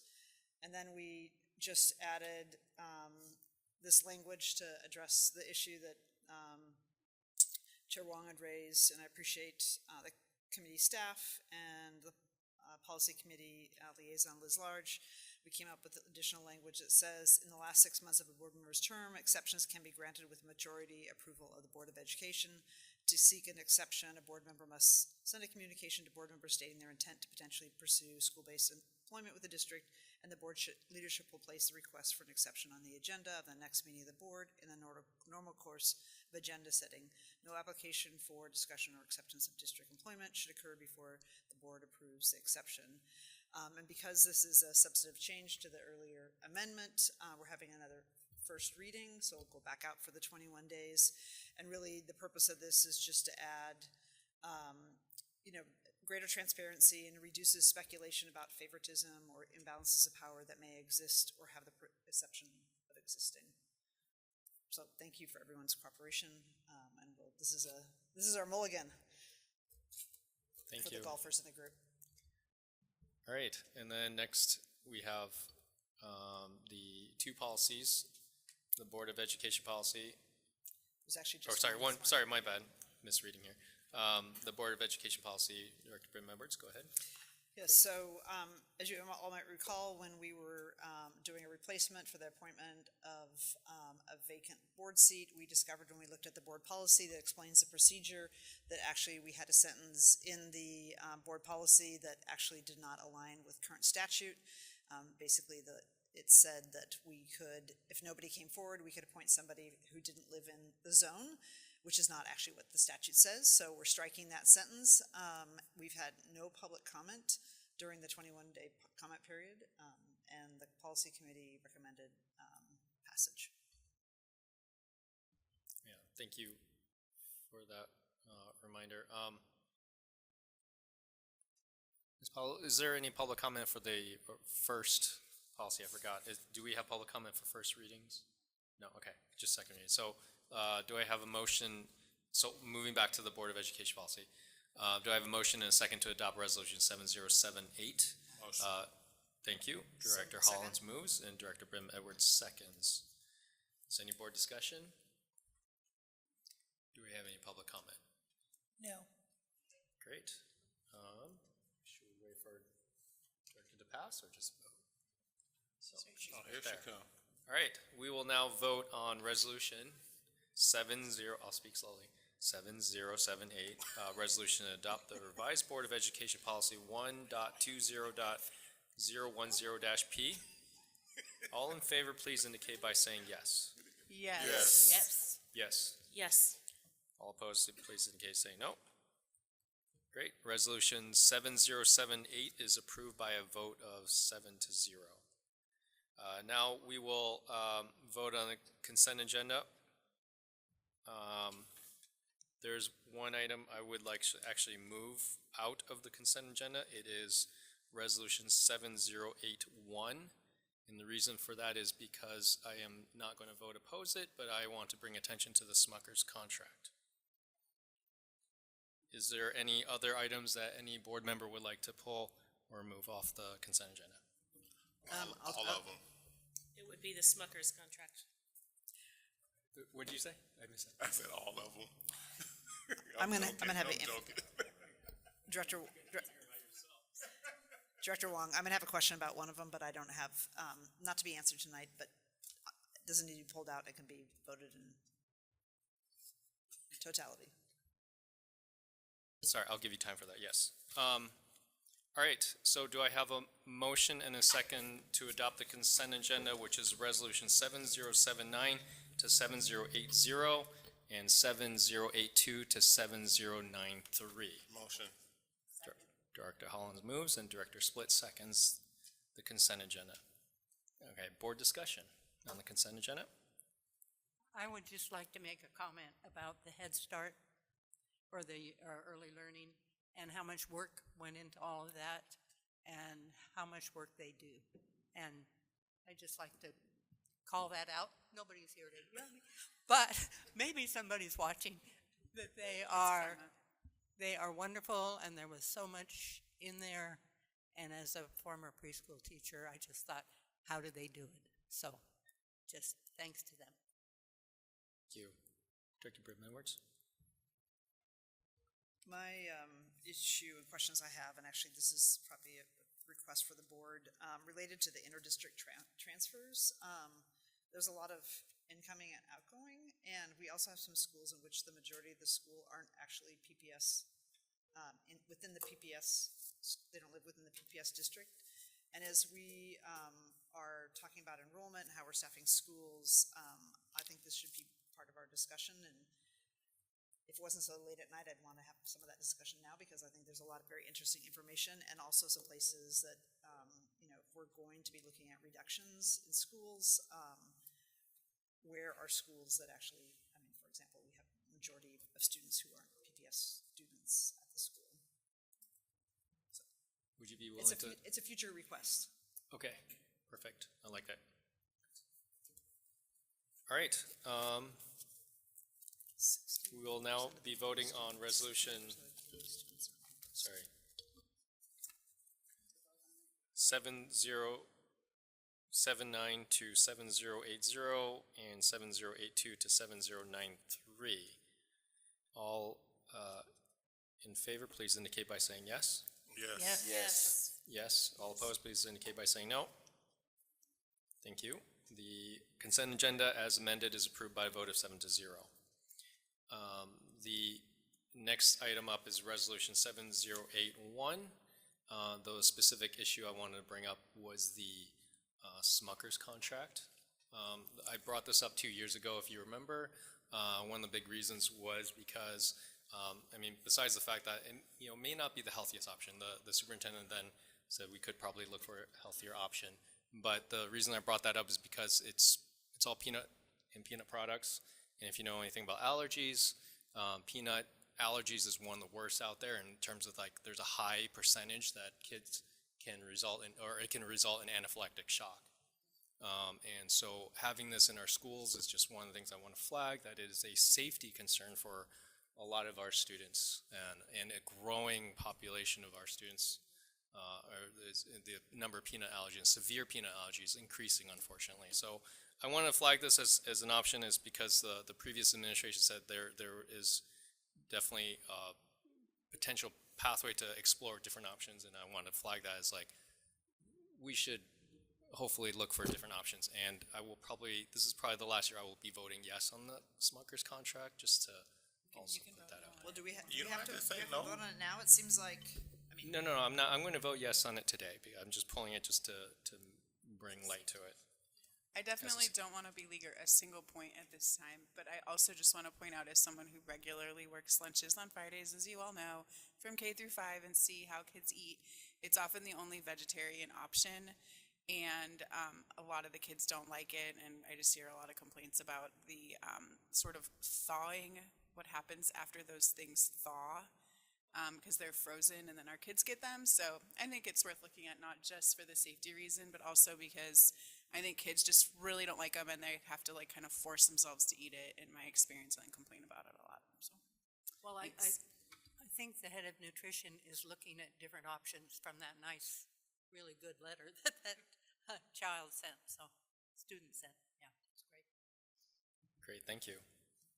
All right, we will now vote on Resolution 7081. Do I have a motion and a second to adopt Resolution 7081? Second. Director Bidem Edwards moves, and I'll give it to Director Split seconds, the adoption of Resolution 7081. I guess we had our discussion, right? No one wants to discuss more? All right, we'll vote on it now. All in favor of Resolution 7081, please indicate by saying yes. Yes. Yes. Yes. All opposed? No. That's fine. Still passes. Wait, no to opposing or yes on? Oh, sorry. Okay, so you oppose. Okay, sorry. Thank you. All right, Resolution 7081 is approved by a vote of 6-1. All right. For the sake of time, if there's any other business or recommendations for future board members, please email me. With that, unless anyone is opposed, I would like to adjourn. All right, this meeting is adjourned. Thank you.